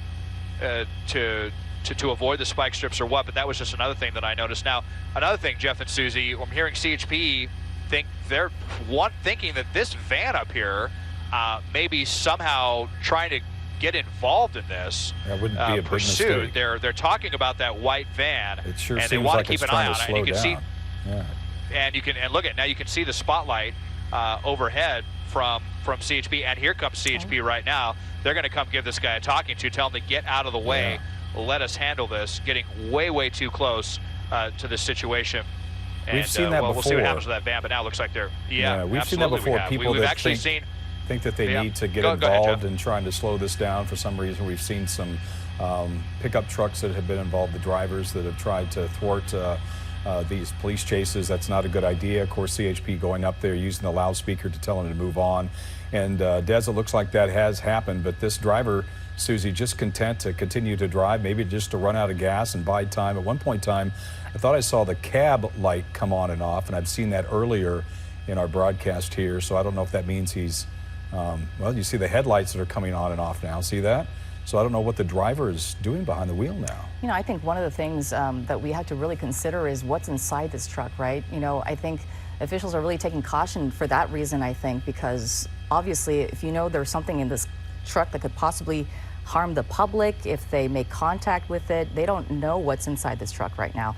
They don't know if this, as Desmond was talking about, we don't know if this driver is armed. We don't know how this person actually stole the truck. So, a lot of unanswered questions tonight as to why this person stole this truck and what's inside this vehicle. And is that the reason why this person stole this truck? Because they knew what was inside. Yeah, just because it says IFS food service on the side, it might not be full of strawberries. It might be full of something else. And it could be hazardous material or something like that. We don't know. We haven't had that confirmed. We do believe that the trailer is empty. But Susie's making a point here that we really don't know, and police officers have to take that into account. As it appears, he's on the right-hand lanes here, driving a little slower. We know that he's picking up now in Encino, has the opportunity to go off of the 101 to the 405 if he chooses to do that. Where is he now, Des? He's crossing over the 405 right now. That's what we just came over, and so he is staying on the 101, which I suspected because especially if he would have tried to go to 5, he probably would have tipped this semi over without any front tires, because that's a pretty sharp turn, and even the ramp that goes to the south 405 is not exactly a smooth sweeping turn either. But now you see as innocent people kind of come up to the right, have no idea what they're kind of getting into the thick of. And we are coming into a Caltrans work zone. I actually hit this on my way coming home from work every night. They're going to have the 2 left lanes shut down as they rebuild the center divider. As I look ahead, though, still traffic is extremely light. I don't see any red lights ahead, despite the fact that we're losing the 2 left lanes of traffic. It doesn't look like it's going to be enough to slow him down. Freeway still moving along here, despite the construction going on. Yeah, I just want to say one thing about when we saw that car, the white van, pull really close to that to the actual truck, and we thought, you know, maybe it was trying to get involved in this pursuit somehow. I was just thinking how dangerous that is for the officer to have to even do something like that, because, you know, they're always going to assume that people are armed no matter what. They just have to do that for their own safety. So it actually forced that CHP officer to put himself in the line of fire. So, you know, these are things that, you know, obviously, you know, we don't really think about as drivers or whatnot, but that's really dangerous. Yeah, and the driver has higher ground over these police officers because he's in this big rig up above them. You know that they got to think that, but at that point in time, you know, they are putting their lives in danger to try to tell that person in front whatever they were trying to do to go. And here we go again with the front lights flashing on and off. You wonder if maybe this truck is having some struggle, and this is some electronic issues, because maybe you would think that just the momentum of this is slowed down to 30 miles an hour. It's pulling with the you know, the tires off. It's got to be really taxing on this engine. Maybe it's starting to overheat. Maybe some of the electrical issues are happening because this thing is starting to lose power. I don't know. I'm just kind of guessing here, but that's got to be a pretty big weight on that engine to drag this trailer and those rims with no tires on it. You know, the rolling resistance has got to be a lot higher. It's got to be pretty taxing on this engine. And I just wondered if maybe that might be an opportunity for this driver to shut it down. Hopefully, you would think at some point in time that'd be the smartest thing to do, of course. Desmond, have you seen the same number of CHP units behind this truck the entire time? There's been primarily 4 or 5 units hanging back at various distances, and then you've been seeing some other units stationed along the right-hand shoulder in various areas as well. Perhaps if this driver were to pull over and, you know, get out and run, they want to have officers posted wherever. I'll just widen out and show you at the moment here. Looks like there's just 3 immediately, but I think there's another unit back there that's kind of going back and forth in lanes, essentially running an extended traffic break. And, you know, traffic is actually beginning to back up behind this guy right now, because he's going so slow and because CHP is not allowing anyone to pass him. He's essentially creating his own traffic jam behind him. Wide open roads in front of him, but he's basically leaving a wake of red lights as he travels forward and eastbound.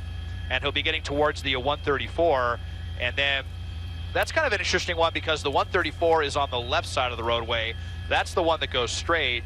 If he wants to make a turn to the 101, he's going to stay on the right side. We'll see just how well this driver knows the area. That will be a bit of a turn if he's going to take the 101 freeway. But construction should be ending, I believe, right up around Coldwater or Laurel Canyon.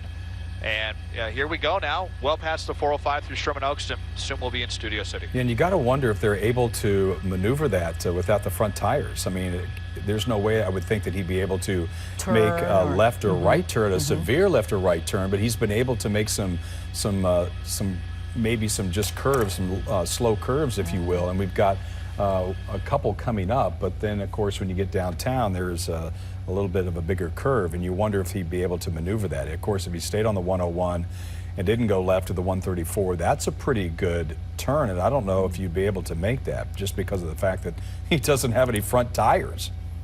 Yeah, well, I don't know. This is an incredible picture that we're looking at tonight here on KCAL 9 News at 10. If you're just joining us, we want to welcome our viewers to this breaking news: a CHP pursuit of a stolen big rig that started in the East LA area and has been going on for the good part of more than 2 hours now.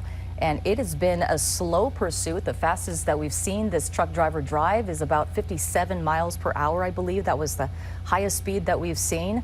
But like I said, it has been going on for a very long time. We picked it up in the Burbank area on the 5 freeway going northbound. It went into Pacoima, then the 118 freeway. And as I mentioned earlier, the victim of this stolen truck was the one who called 911 around the 8 o'clock hour saying, my truck has been stolen. Now, we don't know the details of how that all went down, whether this was a carjacking, that they were forced out of this truck. Perhaps they were taking a nap inside the truck in the cab and someone just broke into it. But as I mentioned, we do know that this person, whoever this person is inside this truck, driving this truck right now, knows how to operate a big rig.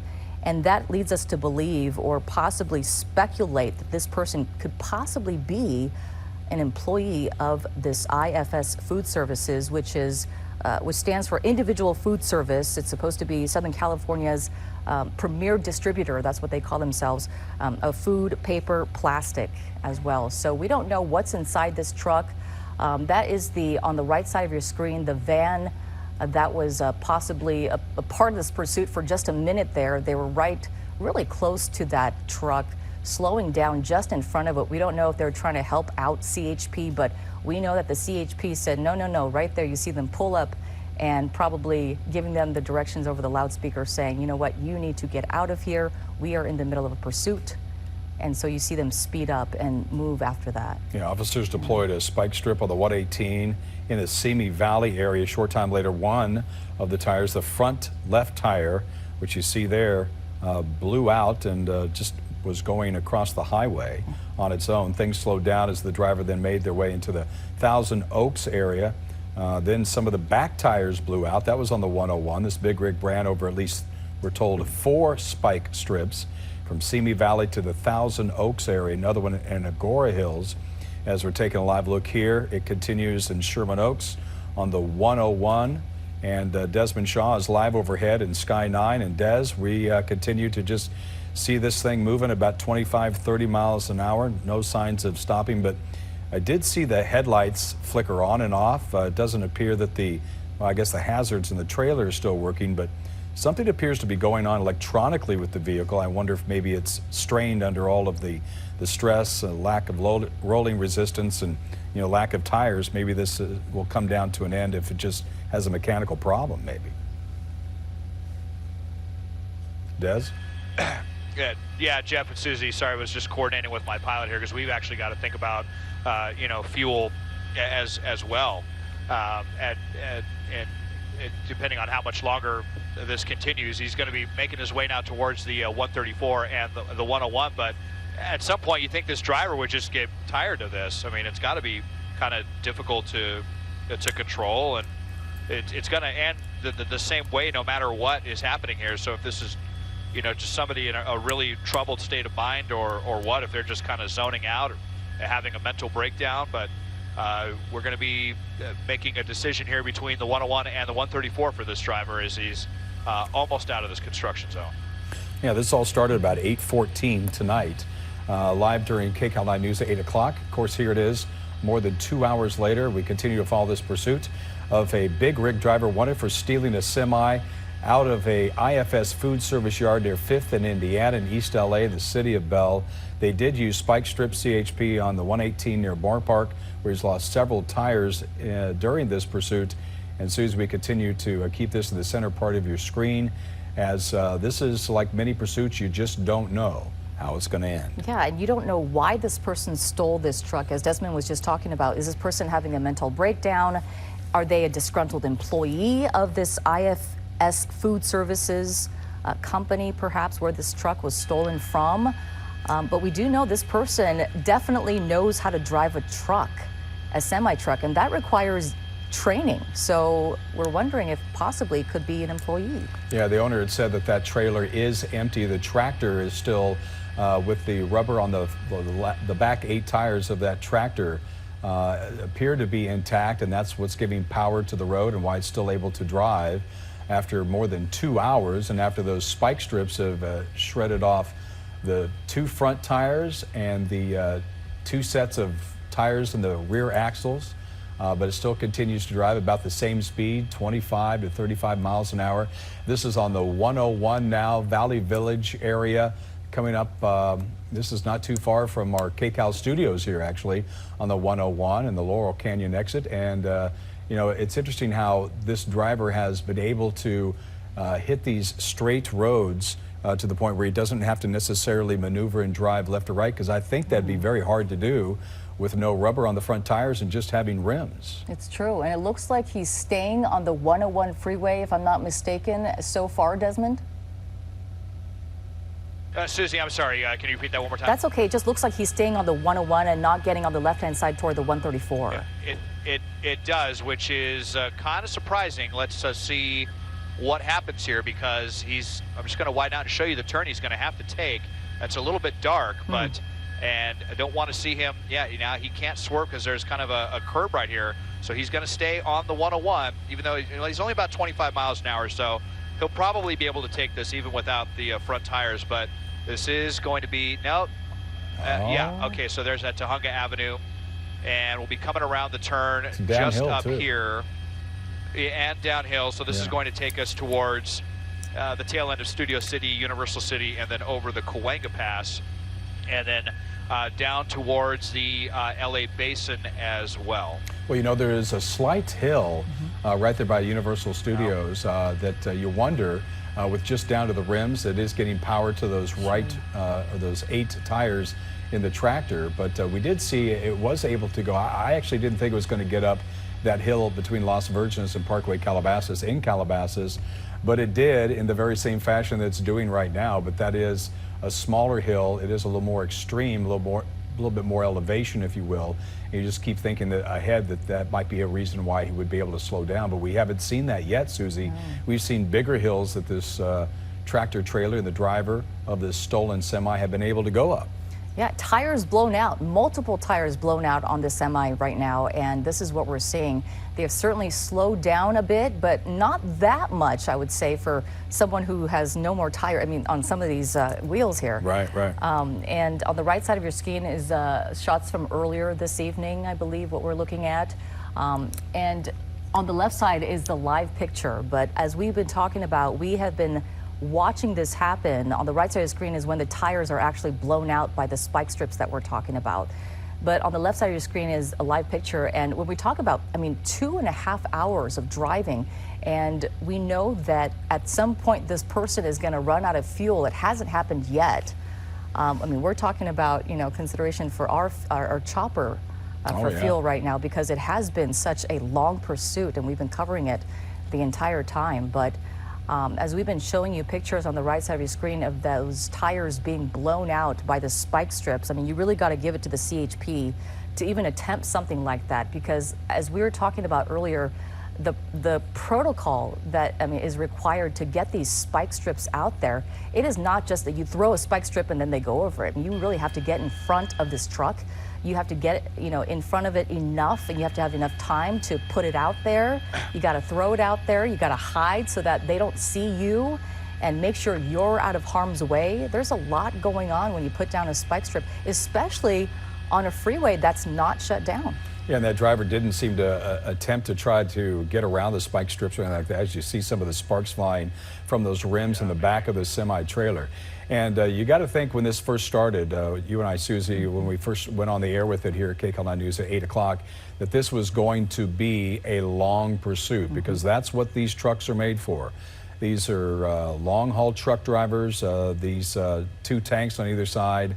We're talking about thousands of miles with both full tanks. Cross-country trips. Yeah, we understand that this is about half full, but that still is a significant amount of mileage. We know we've gone probably 70 to 80 miles, maybe even more here. As we take a live pictures, a number of people are on the overpasses watching what's going on here as we continue southbound on the 101. This is going to be at the Universal North Hollywood area of the 101.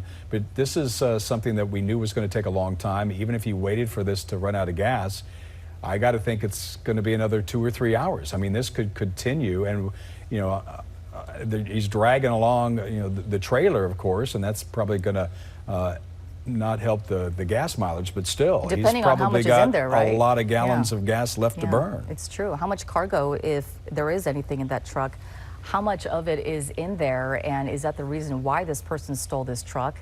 So many questions remain tonight, but we do know that at some point someone got a good look at this person, and they are wearing an orange reflective vest, similar to the ones that you might see construction workers wearing. So we wonder if that has something to do with it. Maybe he is also, again, a semi-truck driver, as we know that he knows how to drive one, certainly. So maybe he is a semi-truck driver, and maybe he stole this for some reasons that we don't know in terms of his employment there at the company. Yeah, so just still a lot of questions tonight. Yeah, and we've been seeing the front headlights flickering a little bit. Maybe possibly that front bumper is off a little bit. We know that the spike strips shed those tires, and those tires sometimes, these are big tires, of course, so that could, they were spun off of those those rims, and it could have been to the point where that might have damaged the front bumper, and maybe that's the reason why those headlights are kind of dancing all over the place. Because at one point in time, they're kind of flickering on and off, and I wondered if maybe there might be some sort of electrical issue because of the strain on this engine, but it still continues to go now 26 miles per hour, just kind of putting along. Desmond Shaw is live overhead in Sky 9. So Des, you've been following this as well. We're now on the 101. If you take a look, there is an opportunity on the 101 when we get kind of towards the downtown area. It is probably one of the more severe turns that he would have had to make since he's run over those spike strips, correct? Yeah, Jeff, well, you're right, as you get down maybe towards the Eastdale interchange, but I have some really bad news, and I'll just widen out and show you, and that is the marine layer. I know we were loving it in the weather shots earlier tonight, but look up ahead. We will not be able to follow this pursuit. You see downtown peeking up towards the distance and the lights of the Hollywood Bowl, but we're about to hit that cloud layer that even law enforcement will not be able to go under. So that's bad news, and unfortunately, more bad news. They tried another spike strip earlier. It was really difficult to see it happen really quickly, but once again, just like that was now the 5th attempt, and just like the 4th attempt, the spikes got stuck in those front tires. It went metal to metal, and then the spikes got stuck underneath the cab, and they never made it to the rear tires of the tractor itself. So that spike, the 4th and 5th spikes have been unfortunately totally ineffective. And now as we climb the Cahuenga Pass at just about 30 miles an hour, I believe we're getting ready to cross Barham. There you see another CHP unit. They're really all over the place here on the ground, but it's going to be just from the ground now at this point. They're about to lose air support, and sadly, we're about to lose our shot here.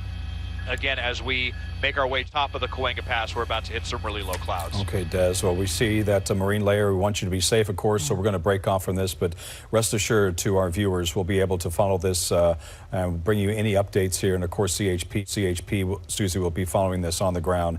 And any updates, and if we're able to maybe get re-engaged with this from the chopper, we will, but otherwise we'll be able to follow it and give you the latest information here on KCAL. Breaking news, a wild pursuit tonight of a stolen big rig. Several spike strips were thrown and tires came flying off. The truck was stolen out of East LA. The driver went on the 5 freeway onto the 101 toward Ventura County, then back to the San Fernando Valley. The CHP was able to deploy 3 successful spike strips, and some of those strips even got stuck on the truck. At one point, the truck was driving on no front tires and hardly any back tires. What helped the driver keep going? The truck was empty. Sky 2 is getting around dense fog right now, and we'll bring you back to this chase as soon as we are overhead. Breaking news right now in Santa Ana, where big rig pursuit has turned into a standoff. These are live pictures from our photojournalist Dave Gonzalez. He's on the scene of the 55 freeway near MacArthur Boulevard. The driver led highway patrol officers on a chase for more than 6 hours overnight from East LA to Ventura County, then east to Commerce, before finally coming to a stop in Orange County. All right, look at that. There goes the tire right there. So he has no tires at all in the front. This is amazing to watch. I mean, how far do you really think you're going to go, you know, in a big rig away from police? This was last night after several spike strips were thrown and tires came flying off. At one point, the driver was zigzagging across lanes and even came to a complete stop on the 5 freeway near Carmenita Road exit. But he kept going, leading officers into Orange County, where he is stopped again in Santa Ana. We do have a crew on the way to the scene, and we'll have a live update for you coming up at 5 o'clock. Breaking news in Orange County, a pursuit suspect in a stolen big rig is stopped on the 55 freeway. Yeah, just when you think you've seen it all started last night in East LA and has gone on for hours. CBS 2's Kara Fincham is live in Santa Ana with the latest on this story. Kara, good morning. Good morning. This has been going on for 8 hours now, and the driver is holed up in the cab of that big rig just behind us, which is stopped smack in the middle of the 55 here, right near the MacArthur exit in Santa Ana. He is surrounded by police. We have seen at least one with a gun drawn, and we can tell you traffic really backed up here. So avoid the 55 altogether this morning as this plays out. This truck is reported stolen. It says individual food services on the side of it. Our Desmond Shaw was above the long, odd, slow-speed pursuit overnight as that driver just kept on going. All right, look at that. There goes the tire right there. So he has no tires at all in the front. This is amazing to watch several spike strips were thrown there and some tires came flying off. Now, at one point, this driver zigzagging across lanes. He even came to a complete stop on the 5 freeway near the Carmenita Road exit. Apparently, what helped him keep going with all these blown tires is the fact the truck is empty. Now, at points, this pursuit led officers along the 101 towards Ventura County, as well as through the San Fernando Valley. Folks in Burbank and Woodland Hills reported being awakened by sirens and choppers. Ultimately, the driver led officers into Orange County and to Santa Ana here. Now, if we come back to a live camera, we have seen the driver moving around up in that cab. At one point, it almost sounded like he was trying to rev the truck. We can tell you there's a lot of fluid on the freeway here, so perhaps trying to get that going again, but cannot. CHP officers believe this truck was stolen out of a food service lot in East LA right after about 8 o'clock. So obviously this has been going on for quite some time. DeMarco, Suzanne, a real commuting mess this morning. Again, we're talking about a full closure of the southbound 55 right before MacArthur, so avoid this area. And we'll toss it back to you. We'll keep you updated throughout the morning. Yes, hopefully there's a change. Hopefully they can get it back open again, get him into custody. Good morning, DeMarco. Very bizarre. We've actually been able to see from here the driver moving around in the cab of that big rig, and we could hear him appear to be trying to rev that engine up. It stopped, though, right in the middle of the 55 here near the MacArthur exit in Santa Ana. He is surrounded by officers. We have seen at least one gun drawn. 3 separate spike strips were deployed during the pursuit overnight, blowing out many of these tires on the truck and making maneuvering it tough. Some of those strips actually still stuck to it. We do have a second live camera here. Let's go to that now because our Dave Gonzalez has a view of the traffic, which is backed up about a mile. These folks have been at a standstill for at least a couple of hours now, so you do want to avoid the 55 altogether here near MacArthur this morning, the southbound 55, as officers try to bring this to an end. Our Desmond Shaw was above the pursuit overnight as the driver just kept on going. All right, look at that. There goes the tire right there. So he has no tires at all in the front. This is amazing to watch. As some of those spike strips were thrown, tires came flying off. At one point, the driver zigzagging across lanes, even came to a complete stop.